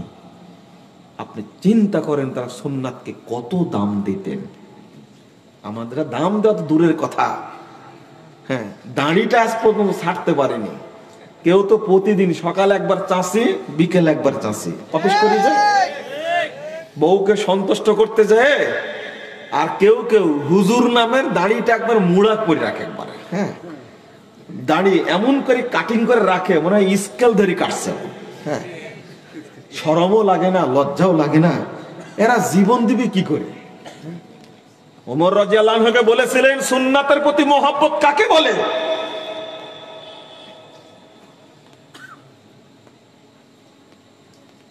আল্লাহ রাসূল বলেছেন ওমর তুমি মুমিন হতে পারোনি, সহিহ বুখারীর হাদিস, আর আপনি নিজে দাবি করছেন আমি মুমিন। না, সুন্নাতকে পরতে পরতে সব জায়গায় বাস্তবায়ন করতে হবে, তবেই প্রমাণিত হবে আপনি রাসূল সাল্লাল্লাহু আলাইহি ওয়াসাল্লামের উম্মত। আজ পর্যন্ত বক্তব্য দিচ্ছি বহুদিন যাবত, আপনার বয়স হয়েছে ৭৫ বছর, বক্তব্য শুনছেন আপনি ৬০ বছর যাবত। টাকনুর নিচে কাপড় পরা হারাম, ৬০ বছর বক্তব্য শুনে আপনার কিছুই হয়নি, ওইভাবেই পড়ে যাচ্ছেন। বক্তব্য কি কাজ হয়েছে আপনার? সুন্নাত মানবেন আপনি? আপনার রাসূলের জন্য জীবন দিবেন? কিসের সুন্নাহ মানেন আপনি? রাসূল সাল্লাল্লাহু আলাইহি ওয়াসাল্লাম বললেন সুদ খাওয়া হারাম। কেউ যদি ১ টাকা সুদ খায় ৩৬ বার জিনা করার চেয়ে বড় পাপ করলো। কেউ যদি সুদ খায় তার সুদের পাপের ভাগ হলো ৭০টি। আইসারু আইনকা রাজুল উম্মাহ, সবচেয়ে ছোট ভাগটা হলো ও যেন মায়ের সাথে জিনায় লিপ্ত হয়। ২২৭৪ নম্বর হাদিস খুলুন, ইবনে মাজার মধ্যে আসছে। এত বড় নোংরা পাপ হওয়া সত্ত্বেও, রাসূলের কথা জানা সত্ত্বেও বাংলাদেশের ৯৫% মানুষ কিস্তি দিয়ে থাকে, প্রতি মাসে সুদ দিয়ে থাকে। সুদের চোটে টিকা যায় না। আর যারা গার্মেন্টসে চাকরি করে অধিকাংশ সুদের সাথে জড়িত। যে মানে লেবারকে টাকা দিয়ে ও ব্যস্ত হয়ে পড়ে, অমুক তারিখে টাকা দিতেই হবে, দিতেই হবে, মানে ও কিস্তি পরিশোধ করতে হবে। সাপ্তাহিক কিস্তি, মাসিক কিস্তি, দ্বিমাসিক কিস্তি, ষান্মাসিক কিস্তি, ত্রৈমাসিক কিস্তি, ওর সুদে জরাজীর্ণ অবস্থা। আল্লাহ রাসূলের উম্মত আপনি কিভাবে? বন্ধুরা আমার, চলুন বেদাতের বিষয়ে সংক্ষেপে বলবো। আসলে আজকে বেদাতের উপরে টিকে থাকার জন্য আর বেদাতি বক্তাদের আলোচনা শোনার কারণে সমাজটা বেদাতে সারখার হয়ে গেছে। হুজুরের সুর ভালো, হুজুরের সুর ভালো, এই জন্য বক্তব্য শুনতে যেতে হবে তার কাছে, তাই না? শুধু বেদাতি না, আমি এটা পার্থক্য করে দিই। আমি মাসিক আল ইখলাসের মধ্যে লিখতে আসি, মানুষকে বোঝানোর চেষ্টা করছি, যদি খালি বুঝতে পারেন কারো মানহাজে ত্রুটি আছে, মাযহাব না কিন্তু, কিসে? মানহাজ। ভাষাটা বলেন তো কি? মানহাজ। সবাই বলেন মানহাজ। মানহাজ, এই ভাষাটা কোনো ভুলবেন না। এর অর্থ হলো প্রশস্ত পথ, নীতি, অর্থাৎ এটা হলো সিরাতে মুস্তাকিম, এটা কি? জান্নাতের পথ, এই মানহাজ। এইটা যদি কারো ত্রুটি থাকে, ও যদি মানহাজ পরিষ্কার না করে, ওর বই পড়া যাবে না, ওর বক্তব্য শোনা যাবে না, ওর মজলিসে যাওয়া যাবে না, ওর সাথে মানে দিনই কোনো আচরণ করা যাবে না। দুনিয়াবি স্বাভাবিক আচরণ বজায় রাখবেন, কিন্তু তার মজলিসে বসা যাবে না। ইবনু আব্বাস রাদিয়াল্লাহু আনহু বলছেন, আপনি বেদাতের সাথে সঙ্গ দিবেন কেমনে? নাউজুবিল্লাহ, আস্তাগফিরুল্লাহ। বেদাতিকে চিনেননি আপনি? রাসূল সাল্লাল্লাহু আলাইহি ওয়াসাল্লাম বলছেন, ইন্না মিন আশরাতিস সাআহ আইয়ুল তামাসাল ইলমু ইনদাল আসাগির। 602 নম্বর হাদিস তাবরানী কাবিরের মধ্যে এসেছে। আল্লাহ রাসূল সাল্লাল্লাহু আলাইহি ওয়াসাল্লাম বলছেন, কিয়ামতের আলামত, কিয়ামতের যত আলামত আছে তার মধ্যে একটা আলামত হলো, যখন দেখবে মানুষ বেদাতীদের কাছ থেকে ইলম গ্রহণ করছে, তাদের কাছ থেকে মানে দিন গ্রহণ করছে, তখন বুঝবা যে কিয়ামত খুব তাড়াতাড়ি চলে আসবে। নাউজুবিল্লাহ। ইবনু মাসউদ রাদিয়াল্লাহু আনহু বলছেন, আগে এইগুলো শোনায় আপনাদেরকে। ইবনু মাসউদ রাদিয়াল্লাহু আনহু বলছেন, লা ইয়াজালুন নাসু বিখাইরিন মা আখাযুল ইলমা আন আকাবিরিহিম। ইবনু মাসউদ রাদিয়াল্লাহু আনহু বলছেন, ইবনু মাসউদ তিনি কি সাহাবী না? একদম মর্যাদাবান সাহাবী। তিনি বলছেন, মানুষ ততদিন কল্যাণের মধ্যে থাকবে যতদিন সাহাবীদের থেকে ইলম গ্রহণ করবে। আকাবির যারা বড় চলে গেছেন সাহাবীরা, তাদের কাছ থেকে যতদিন ইলম নেবে ততদিন তারা কল্যাণের মধ্যে থাকবে। ওয়াইদা আখাযুহু আনিল আসাগির হালাকু, আর যখনই বেদাতীদের কাছ থেকে ইলম গ্রহণ করবে তখনই তারা ধ্বংস হয়ে যাবে। নাউজুবিল্লাহ। ধ্বংস হতে চান আপনারা? আপনি এই কথাটা বলে রাখি, তেলাওয়াত শুনছেন, হুজুরের বক্তব্য তো দূরে থাক, বক্তব্য যতই যুক্তিপূর্ণ হোক, যতই চটকদারি হোক, সুর যত সুন্দর হোক, কোরআনের চেয়েও কি সুন্দর? না। আপনারা এটা জেনে রাখেন, কোন বেদাতি ব্যক্তির তেলাওয়াত যদি মধুর চেয়েও প্রিয় হয়, তার তেলাওয়াত শোনা যাবে না। এটা সালাফদের আকীদা বিরোধী যদি কেউ তার তেলাওয়াত শুনে। মুহাম্মদ বিন সিরিন চারজন শ্রেষ্ঠ তাবির একজন, তিনি তাদের কাছ থেকে কোরআন তোমরা শুনো না, কারণ ওটা পরিবর্তন করে পড়তে পারে। শিয়ারা যেমন পরিবর্তন করে কোরআন পড়ে। একজন ব্যক্তি তেলাওয়াত বাজাচ্ছে আর আমাকে বলছে কত চমৎকার তেলাওয়াত। আমি বলছি নাউজুবিল্লাহ, সুর ভালো, কিন্তু এই যে বিকৃত করে তেলাওয়াত করছে এটা হলো শিয়াদের তেলাওয়াত। তখন বলছে বলেন কি, শিয়াদের তেলাওয়াত? আমি বললাম যে এটাই তো বুঝায় বললাম আপনাকে, আপনি বুঝতেই পারেন এটা শিয়াদের তেলাওয়াত। তেলাওয়াত যতই সুন্দর হোক, কালামুল্লাহ, আল্লাহর কালাম যদি শোনা না যায়, আর একটা কারণ হলো তার প্রতি মহব্বত তৈরি হবে, হবে না? যার বেদাতির প্রতি মহব্বত তৈরি হলে রাসূলের প্রতি শত্রুতা তৈরি হয়। আমার কথাগুলো একটু মানে ঠোঁট কাটার মতো মনে হচ্ছে, কিন্তু মনে রাখবেন, কাজে লাগবে ইনশাআল্লাহ। ঠোঁট কাটার মতো মনে হচ্ছে না, আমি এভাবেই বলি, কারণ তার প্রতি মহব্বত তৈরি হবে কেন? আজকে বলছে ছেলেটা এতিম, এতিমখানায় দান করলে সমস্যা কি? এতিম তো। এই এতিমই যে আগামী দিনের পারমাণবিক বোমা হবে সুন্নাতের জন্য, সেটা কি জানেন? ছেলেটা হেফজখানায় পড়ছে, তাকে দান করলে সমস্যা কি? সহযোগিতা করলে সমস্যা কি? হ্যাঁ, আপনি দান করেন, টাকা পয়সা দেন, ওকে ভালো একটা বোমা তৈরি করেন, ক্ষেপণাস্ত্র তৈরি করেন।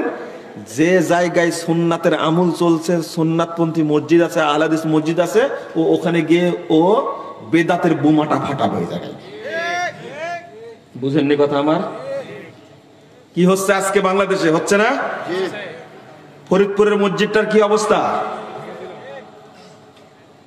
কিশোরগঞ্জের মসজিদটার কি অবস্থা, ভোলার মসজিদটার কি অবস্থা। বন্ধুরা আমার, শুধু সুন্নাতের উপরে আমল করে সুন্নাত টিকানো যায় না যতক্ষণ পর্যন্ত বেদাতের বিরুদ্ধে তুরন্ত অবস্থান না নেওয়া যাবে। আপনাকে আমাকে প্রতিজ্ঞা গ্রহণ করতে হবে।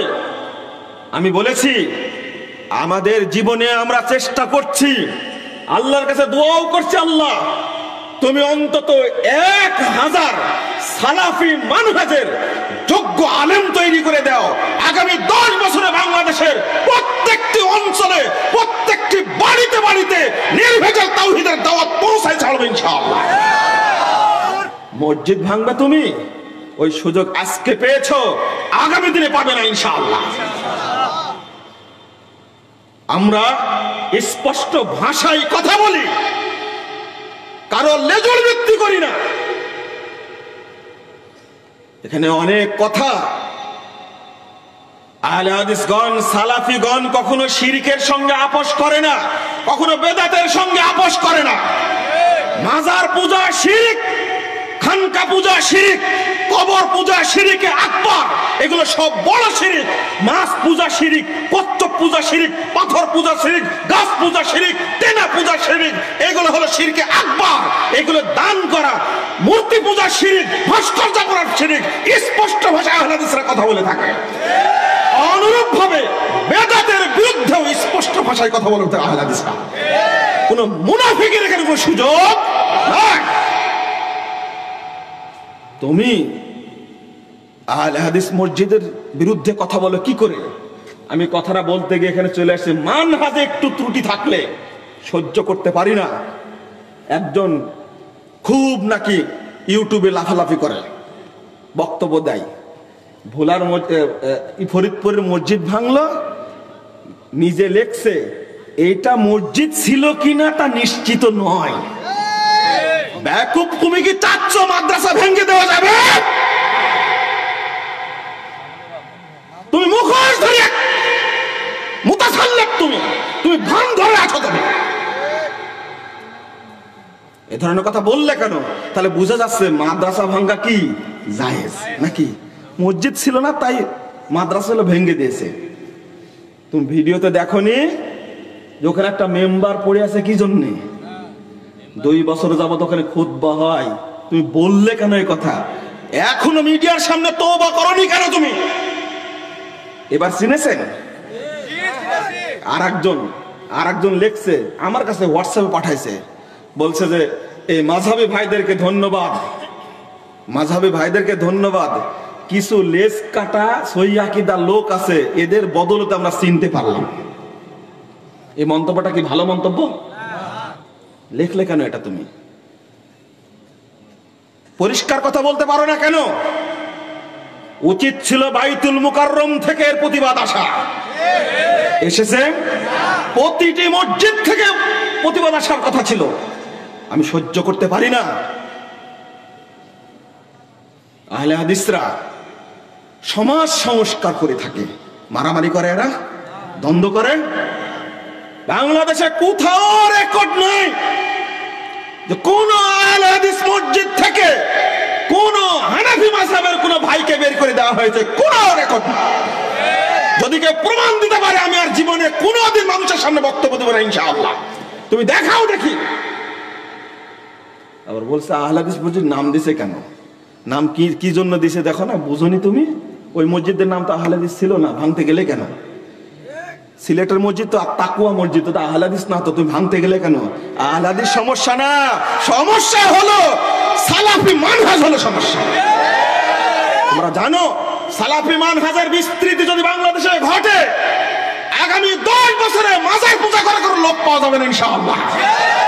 ওই চরিত্রের কারণে তো পিস্টিল বন্ধ করেছ, বন্ধ করে লাভ হয়নি, বরং ওইটা বিস্ফোরিত হয়ে আগে ছিল ঘরে, এখন প্রত্যেকটি মানুষের, প্রত্যেকটি নারী পুরুষ ছেলে মেয়ে প্রত্যেকটির হাতে হাতে বিস্তৃতি চলছে। তুমি কি করবা?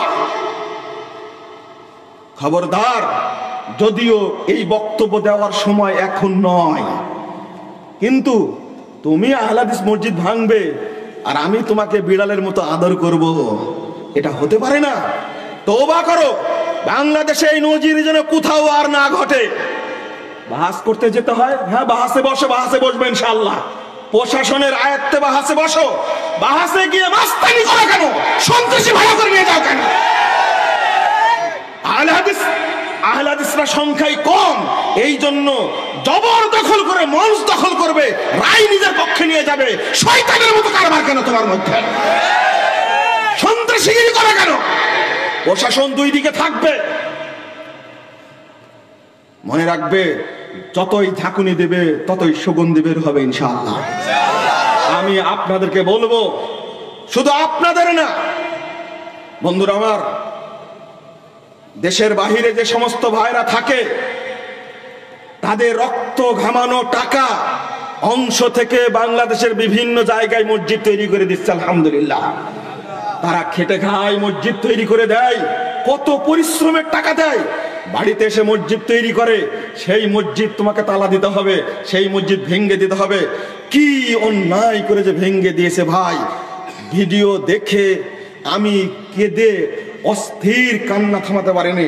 আল্লাহ, এটাকে তোমার ঘর, যেভাবে তারা ভেঙ্গেছে, যেভাবে কেটেছে, তছনছ করেছে, কোরআন, বুখারী, তারপরে মর্যাদাবান কিতাবগুলো যেভাবে ছিল, ছেলেগুলো পালিয়ে গেছে, মানে মানে জঙ্গল দিয়ে পালিয়ে প্রাণ বাঁচিয়েছে। আল্লাহ, এরা কি মানুষ? মুসলমান তো দূরের কথা, এরা মানুষের কাতারেই পড়ে না। তোমার ঘর এইভাবে নষ্ট করে দিয়েছে, জ্বালিয়ে দিল, পুড়িয়ে দিল। আমার অন্তরে কি আঘাত লাগবে না? আমি কথা বলবো না কেন? আগামী দিনে মূল কথা হলো এই যে আপনাকে আমাকে প্রতিজ্ঞা গ্রহণ করতে হবে এই মর্মে যে আমি দাওয়াতি কাজের প্রত্যেকটি ক্ষেত্রে অংশগ্রহণ করবো ইনশাআল্লাহ। জঙ্গিবাদের ক্ষেত্রে ধোঁয়া তুলবে, যে কোনো জায়গায় বক্তব্য দিলেই বলবে। জেএমবি আসছে, থানায় লিস্ট জমা দেয়, এটা কি সহ্য করা যায় বলেন দেখি? যেখানে 2, 4 জন, 5 জন, 10 জন, 20 জন ছেলে হয়েছে, সেখানে কত চমৎকার মুখে দাঁড়িয়ে মেডিকেলে পড়ছে, ইঞ্জিনিয়ারিং বিশ্ববিদ্যালয়ে পড়ছে, ঢাকা বিশ্ববিদ্যালয়ে পড়ছে, অথচ কোনোদিন দাড়িটা কাটেনি। 5 ওয়াক্ত সালাত মসজিদে পড়ে, বাবা মার খেদমত করে। এত সুন্দর স্বচ্ছ ছেলের নাম জেএমবি বলে দিয়ে দিয়েছেন। কেন তাকে দেখা যায় না? হ্যাঁ, এখন আলহামদুলিল্লাহ প্রশাসন তদন্ত করা শিখেছে। এক হুজুরকে ডেকে বলেছে, জেএমবি মূলত এরা না, আসলে বদমাশ আপনি। কারণ আমরা তদন্ত করে দেখেছি। কেন? এটা দেশকে বিভ্রান্ত করা, এটা হলো রাষ্ট্রীয় সন্ত্রাসিতা। যারা জেএমবি, তাদেরকে গ্রেফতার করা হোক, তাদের শাস্তি দেওয়া হোক। তারা উসমান রাদিয়াল্লাহু আনহু যারা হত্যা করেছে তাদের বংশধর, যারা আলীকে হত্যা করেছে জেএমবি তাদের বংশধর। আমাদের বক্তব্য স্পষ্ট। আমি বক্তব্য দিতে গেছি এক জায়গায়, এই একটা মানে টেটকা হুজুর আছে, আপনারা সবাই চিনেন। ও থানায় গিয়ে মামলা দিয়ে দিছে, যে বলে অভিযোগ, মামলা তো অভিযোগ, এ হলো জেএমবি। আরে বেকুব, আমি জেএমবি, তোর ইতিহাস দেখে ছবি এখন পর্যন্ত আছে। তুই আলেম হয়ে কিভাবে, তুমি আলেম হয়ে কিভাবে এটা বলে দিতে পারলে যে জেএমবি? নাউজুবিল্লাহ, আস্তাগফিরুল্লাহ। আহলে হাদিসরা জেএমবি যখন পারে না, তখন অভিযোগ দেয় কি? জেএমবি। এতই দুষ্টুর দুষ্ট, আল্লাহ যে কোত্থেকে যে এদেরকে ব্রেন দেয়। শয়তান সব সময় এদের ব্রেনের মধ্যে বসেই থাকে। কোন জায়গায় বলবে যে এটা কাদিয়ানি মসজিদ, কোন জায়গায় বলবে এটা হলো শিয়া মসজিদ, কোন জায়গায় বলবে এটা হলো ইয়াদের মানে কি বলে যে জেএমবিদের মসজিদ। এইগুলো বলে চিত্রিত করবে। বলেন তো, এগুলোকে রিক্সাওয়ালা করে, ভ্যান চালক করে, লেবার করে? এই পাগড়িওয়ালা হুজুর, জুব্বালা হুজুর গুলো করে। কেন করবে এটা? না, বাংলাদেশের সবার যেমন অধিকার আছে, আহলে হাদিসগণ মসজিদ তৈরি করবে সহিহ হাদিসের আলোকে। তুমি দেখবা যে তাদের আমলটা কোরআন এবং সুন্নাহ ভিত্তিক কিনা। দেশের প্রশাসনকে বলবো, বিশৃঙ্খলা যেন করতে না পারে কেউ। মনে হচ্ছে মসজিদে জোরে আমিন বলে, বুকে হাত বাঁধে, এটাই যদি অপরাধ হয়, তুমি মক্কায় হজ করতে যাও কেন? ওখানে জোরে আমিন হয় না, বলা হয় না, বুকে হাত বাঁধে না? ওরা সুযোগ পেলে কাবাকেও ভেঙে দিবে তো। আস্তাগফিরুল্লাহ, নাউজুবিল্লাহ। শুনুন, সহিহ বুখারীর হাদিস 974 পৃষ্ঠায়, আপনি যদি বেদাতির প্রতি একটু মহব্বত রাখেন, কাল কিয়ামতের মাঠে আপনি বেদাতের মধ্যে শরীক হয়ে যাবেন। এই জন্য বলি, আপনাদেরকে বেদাত উৎখাত করতে হলে প্রত্যেককে দাওয়াতি কাজে ভূমিকা রাখতে হবে, শুধু একজন রাখলে হবে না। আমি বক্তব্য দেবো এমনটা না। আলহামদুলিল্লাহ, এখন দাওয়াতি কাজের অনেকগুলো মাধ্যম তৈরি হয়েছে। শুধু একটা ছোট্ট বই যেটা ফ্রি বিতরণ করি, এক নজরে ওযু সালাত আর এক নজরে আকীদা তাওহীদ, আলহামদুলিল্লাহ এই বইটির কারণে মানে এমন ভাবে আমার বিরুদ্ধে লেগে গেছে। আর জাল হাদিসের কবল রাসূল সাল্লাল্লাহু আলাইহি ওয়াসাল্লাম সালাত, এই বইটা তো আছেই, এটা তো আপনারা জানেন। তারপরে প্রশ্নোত্তর আরকানুল ইসলাম, একসঙ্গে 1330টা প্রশ্ন দিয়েছি। আলহামদুলিল্লাহ, আমি ওই সমস্ত ভাইদের প্রতি এত দোয়া করি, ওই ভাইদের জন্য, আল্লাহ তুমি তাদেরকে জান্নাতুল ফেরদাউসের সদস্য বানিয়ে নাও। যারা হাজার হাজার কপি বিনামূল্যে বিতরণ করছে, শুধু আমাদেরকে বলে ছাপিয়ে দেন, আমরা বিতরণ করবো। আলহামদুলিল্লাহ, দাওয়াত টেকনাফ থেকে তেতুলিয়া পর্যন্ত চলবে। শুধু টেকনাফ থেকে তেতুলিয়া পর্যন্ত না, বাঙালিদের মধ্যে দাওয়াত পৌঁছানোর জন্য আলহামদুলিল্লাহ বহু মানুষ এই বইগুলো বহন করে নিয়ে যাচ্ছে আমেরিকায়, নিয়ে যাচ্ছে লন্ডনে, নিয়ে যাচ্ছে অস্ট্রেলিয়ায়, নিয়ে যাচ্ছে কানাডায়। আলহামদুলিল্লাহ, তোমরা ঠেকাবে কোন দিক থেকে? চারিদিক থেকে সহিহ আকীদার প্রচার হবে ইনশাআল্লাহ। শুধু দরকার আমাদের কি? আন্তরিকতা। আমি বলছিলাম, বেদাতের সাথে আমাদের কোনো আপোষ নেই। ইবনে আব্বাস রাদিয়াল্লাহু আনহু বলছেন, লা তুজালিসু আহলাল আহওয়া, তোমরা বেদাতীদের সাথে বসো না। কেন?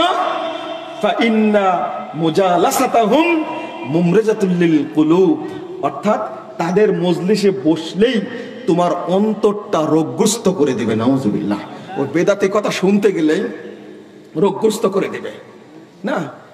ইমাম ইবনে তাইমিয়া রাহিমাহুল্লাহ বলছেন,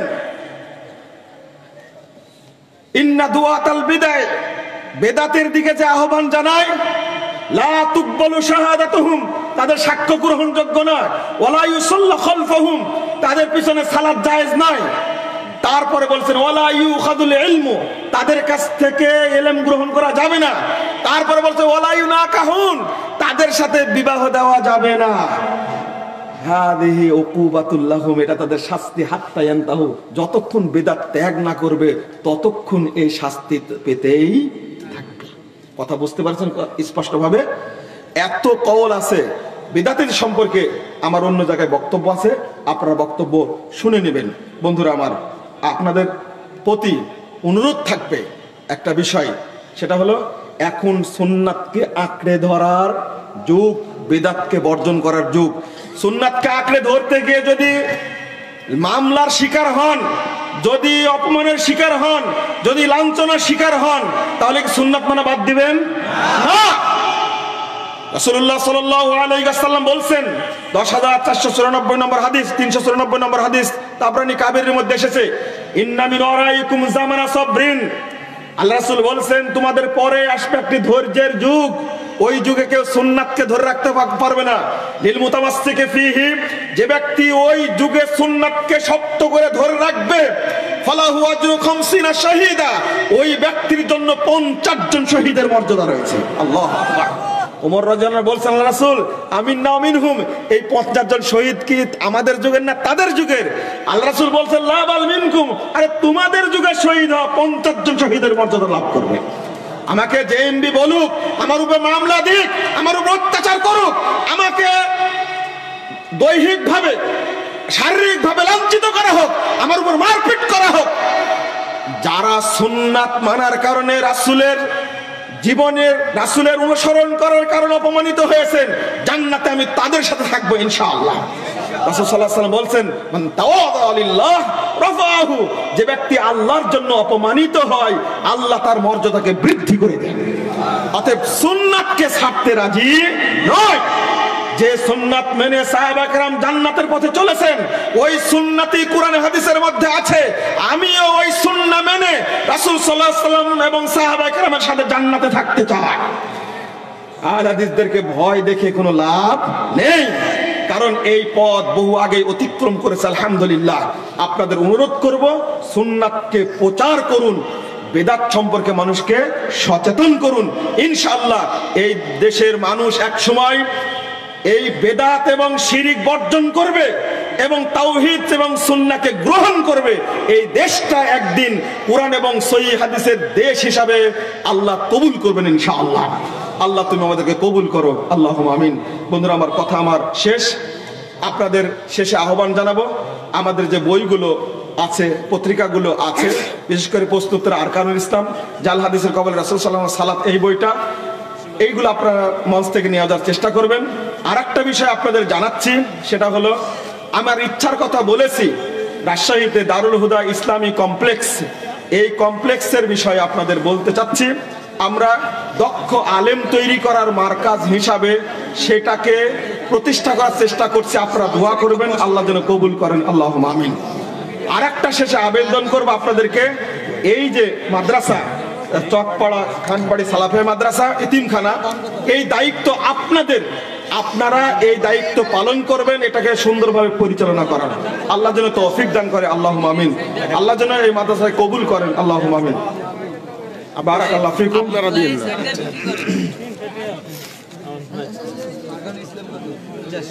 না। পেটে বাচ্চা মারা গেলে কি উপকৃত হবে? জি, পেটে যদি কেউ বাচ্চা মারা যায়, বাচ্চা পেটে থাকা অবস্থায় যদি মারা যায়, রাসূল সাল্লাল্লাহু আলাইহি সাল্লাম বলেছেন ওই মহিলা শাহাদাতের মর্যাদা পাবে। শুধু বাচ্চা মারা যায়। আর একটা হলো যদি বাচ্চা মারা যায়, আল্লাহু আকবার, হাদিসে আসছে তার মাকে, আর একটা হাদিস আছে পিতা মাতা উভয়কে নারীর সাথে পেঁচিয়ে জান্নাতে নিয়ে যাবে। আমরা মাসিক আল ইখলাসে এর উপর একটা ধৈর্য ধারণের ফজিলত, এই মর্মে আমি একটা বক্তব্য আছে, লেখনীয় আছে, আপনারা সেটা দেখে নেবেন। জাযাকুমুল্লাহ খায়রান। عن ابن عمر عن رسول صلى الله عليه وسلم قال لا صلاة بعد الفجر إلا سجدتين وفي رواية একটা বই দেন তো আনকিল কি লেখা ফজরের পরে লা সালাতা বাদা তুলুল ফজর ইল্লা রাকাতাল ফজর। হাদিসের সনদ মান সম্পর্কে জানতে উপকৃত। জি, হাদিস সহিহ, তবে যে জন্য প্রশ্ন করেছেন সেটা বুঝেছি। অর্থাৎ তুলুয়ে ফজর, ফজর হলে 2 রাকাত সালাত ব্যতীত ফজরের আগে আর সালাত পড়া যাবে না, হাদিস সহিহ। তবে যদি কারো বিতির সালাত কাজা থাকে, মানে আজান হয়ে গেছে, যেমন শেখ ইবনে তাইমিয়া রাহিমাহুল্লাহ ফতোয়া দিয়েছেন, তাহলে ওই ব্যক্তি যেহেতু বেতের সালাতের ব্যাপারে হাদিস আসছে, বেতের সালাত যদি কেউ ভুলে যায় বা ঘুম থেকে উঠতে দেরি হয়, যখন জাগবে, যখন মনে হবে তখন বেতের সালাত পড়ে নেবে, এটা হলো হাদিস। কত মনে থাকবে? এই জন্য আজান যদি হয়েও যায় তাহলে শুধু বেতেরটা পড়া যাবে, এটা হলো খাস হাদিস। এটা কি খাস হাদিস? এই জন্য তুলুয়ে ফজরের পরে, অর্থাৎ ফজরের ওয়াক্ত হওয়ার পরে ফজর সালাতের মাঝখানে 2 রাকাত সুন্নাত পড়া যাবে। আবার কেউ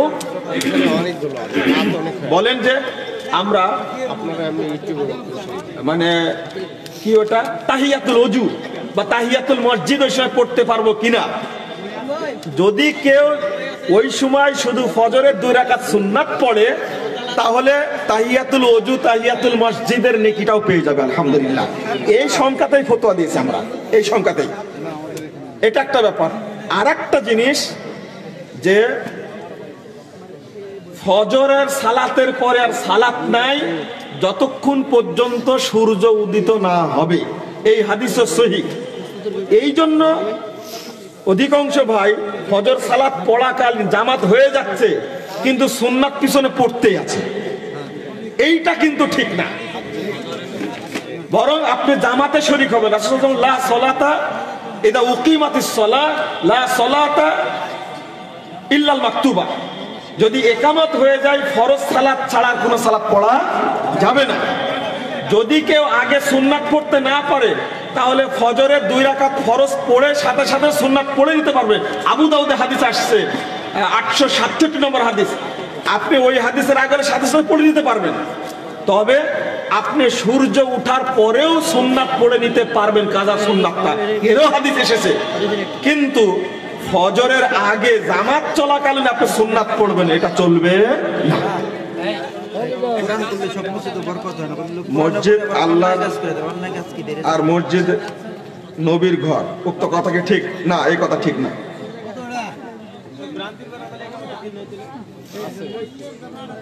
এত বড় বড় প্রশ্ন করছে। জনৈক ব্যক্তি বলেছেন রাসূল সাল্লাল্লাহু আলাইহি ওয়াসাল্লাম ইন্তেকালের পরে বিলাল রাদিয়াল্লাহু আনহু আর আজান দেননি, তিনি জ্ঞানহীন হয়ে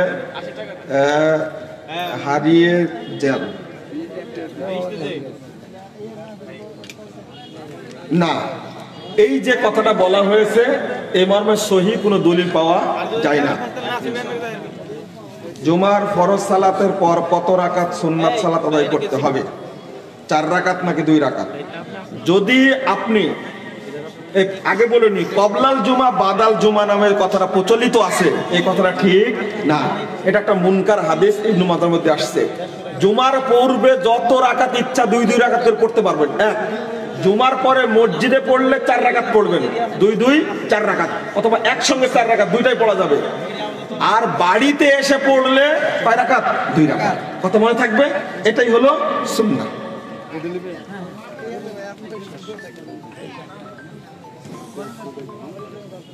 কোন মুসলিম ইসলাম গ্রহণ করলে কোন মুসলিম ইসলাম গ্রহণ করলে পূর্বে যদি সে রাষ্ট্রের অথবা কোনো ব্যক্তির অর্থ সম্পদ আত্মসাৎ করে থাকে তাহলে তার সে গুনাহ ক্ষমা হবে কি? খুব একটা গুরুত্বপূর্ণ প্রশ্ন করেছেন। হাদিস থেকে যেটা বোঝা যায়, সেটা হলো ইসলাম গ্রহণ করলে পূর্বের সব পাপই ক্ষমা হয়ে যাবে, সব পাপ ক্ষমা হয়ে যাবে। এটাই আল ইসলাম ইয়াহদিমু মা কানা ক্বাবলা, যা পূর্বে করেছে সবই কি আল্লাহ ক্ষমা করে দেবেন, মাফ করে দিবেন। কারণ তখন তার দ্বীনি জ্ঞান ছিল না। এরপর থেকে যদি কেউ এমনটা করে তাহলে কি হবে? তার পাপ হবে, তার জবাব দিতে হবে।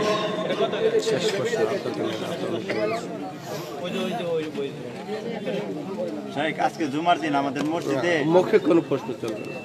এর সাথে সাথে আরেকটা কথা বলি যে এর অর্থ এইটা বুঝবেন না যে অমুসলিমদের সম্পদ আত্মসাৎ করা যাবে, তাদের সম্পদ দখল করে নিজে ভোগ দখল করবেন, এইটা মুসলিম হিসাবে আবার বড় অন্যায়। কিন্তু কথা বোঝা গেছে?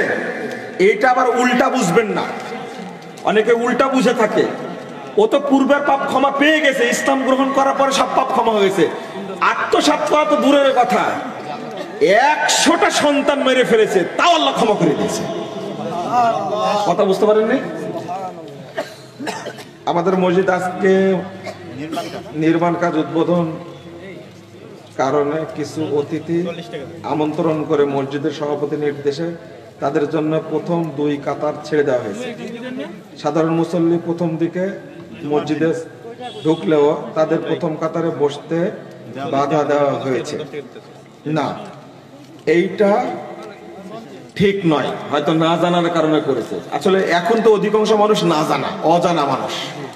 নিয়ম হলো ইমামের পিছনে থাকবে আলেম জ্ঞানী মানুষরা থাকবে, এটা হলো সুন্নাহ।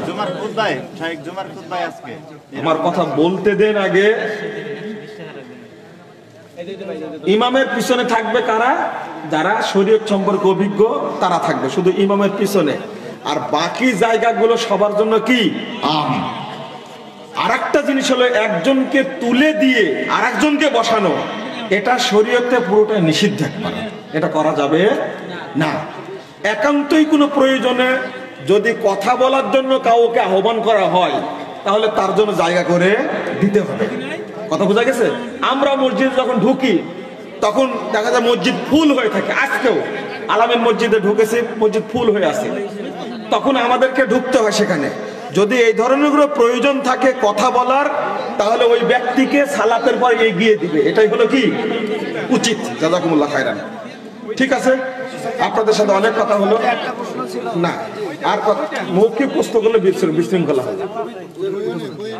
হ্যাঁ, আমি আপনাদের যেটা বলি শুনেন, আপনারা যতগুলো প্রশ্ন করে থাকেন, আমি আপনাদের বলেছি যে প্রস্তুতের আরকানুল ইসলাম বইটা প্রত্যেকে নিজ বাড়িতে রাখেন। অধিকাংশ প্রশ্ন শিরিক সম্পর্কে, বেদাত সম্পর্কে, সালাত সম্পর্কে, ওযু সম্পর্কে, সিয়াম, হজ, যাকাত, উমরা, কুরবানি সম্পর্কে। এই মর্মে 1330টা প্রশ্নোত্তর এক জায়গায় দিয়েছে প্রশ্নোত্তর আরকানুল ইসলাম। এই বইটা যদি আপনারা ঘরে রাখেন, তাহলে সালাত সম্পর্কে এই প্রশ্নগুলোর উত্তর দেওয়া লাগবে না। হ্যাঁ, এখানে আছে, জি জি, বই এখানে আছে, মঞ্চে বই আছে। আর একটা নতুন বই আপনাদের কাছে দিয়েছিলাম, সেটা হলো তাবলীগের স্বরূপ। এই বর্তমানে যে প্রচলিত তাবলীগ চলছে, যে শিরিক বেদ তাদের মধ্যে আছে, জাল এবং জয়ীফ হাদিস, সেইটা আমরা আপনাদের সামনে উপস্থাপন করেছি, মানুষ যে অন্ধকারে আছে সেখান থেকে বের করার জন্য। আল্লাহ যেন এটাকে কবুল করেন এবং মানুষকে অন্ধকার থেকে বের হওয়ার জন্য আল্লাহ তৌফিক দান করেন। আল্লাহুম্মা আমিন। হ্যাঁ ভাই, তোমার একটা প্রশ্ন বলো। আমি যে এখানে থাকি সেখানে আশেপাশে সব হানাফি মসজিদ। আমি ওখানে যদি নামাজ পড়তে যাই, অর্থাৎ আমাদের যে আওয়াল ওয়াক্ত, সেই সময় আমি সালাত আদায় করতে পারি না, জোরে আমিন ডাকতে পারি না এবং পায়ের সঙ্গে পা লাগাতে পারি না। এর জন্য অনেকের অনেক কথা অনেক সময় শুনতে হয়। এর জন্য আমি কি করবো? বাসায় নামাজ পড়বো না ওখানে যা নামাজ পড়বো? এটাই বলছি যে এই প্রশ্নের উত্তরটা ওই বইটার মধ্যে দেওয়া আছে। এই যে এই বইটার মধ্যে এই ভাই যে প্রশ্নটা করলেন, হ্যাঁ, যে ভাই এই প্রশ্নটা করলেন, হ্যাঁ, এই বইটার মধ্যেও কি আছে? উত্তরটা দেওয়া আছে। অর্থাৎ চারিদিকে যে সমস্ত মসজিদ আছে, এই মসজিদে সালাত গুলো হয় কি দেরিতে সালাত হয়, বিশেষ করে ফজর এবং কি আসর। আপনার 1497 নম্বর হাদিস, সহিহ মুসলিমের হাদিস, রাসূলুল্লাহ সাল্লাল্লাহু আলাইহি সাল্লাম বলে দিয়েছেন, এই অবস্থা থাকলে, মানে কন্টিনিউ এটা যদি চলতেই থাকে, কোন ক্ষেত্রে পড়লেন সেটা আলাদা ব্যাপার, আমরাও তো পড়ি, কোন সময় মাযহাবী ভাইদের মসজিদে আমরা সালাত পড়বে, হ্যাঁ, যে জামাত হচ্ছে এখন পড়েনি সালাতটা, কোন সময়, কিন্তু স্থায়ীভাবে পড়া এটা চলবে না, বিশেষ করে ফজর এবং আসর, মানে এটার আখের ওয়াক্ত পড়া হয়, সালাতটাকে মেরে ফেলে দেওয়া হয়। তখন আমরা পরামর্শ দিই, হাদিস যেটা পরামর্শ দিয়েছে, রাসূল যেটা পরামর্শ দিয়েছে, ওইটাই বলি, আপনারা নিজের সালাত আউয়াল ওয়াক্ত পড়ে নেবেন, এরপরে যদি ইচ্ছা হয় জামাতে শরীক হবেন, তবে জামাতে পড়াটা হলো নফল, আগে যেটা পড়ে নিয়েছেন এটাই হলো আসল। কথা মনে থাকবে। এই প্রশ্নের উত্তরও এর মধ্যে দেওয়া আছে, আমি আগেই বলেছি, আপনারা এটা সংগ্রহ করার চেষ্টা করবেন, উত্তরগুলো পেয়ে যাবেন। জাযাকুমুল্লাহ খায়রান। সুবহানাকাল্লাহুম্মা ওয়া বিহামদিক, আশহাদু আল্লা ইলাহা ইল্লা আনতা, আস্তাগফিরুকা ওয়া আতুবু ইলাইকা। আসসালামু আলাইকুম ওয়া রাহমাতুল্লাহি ওয়া বারাকাতুহু।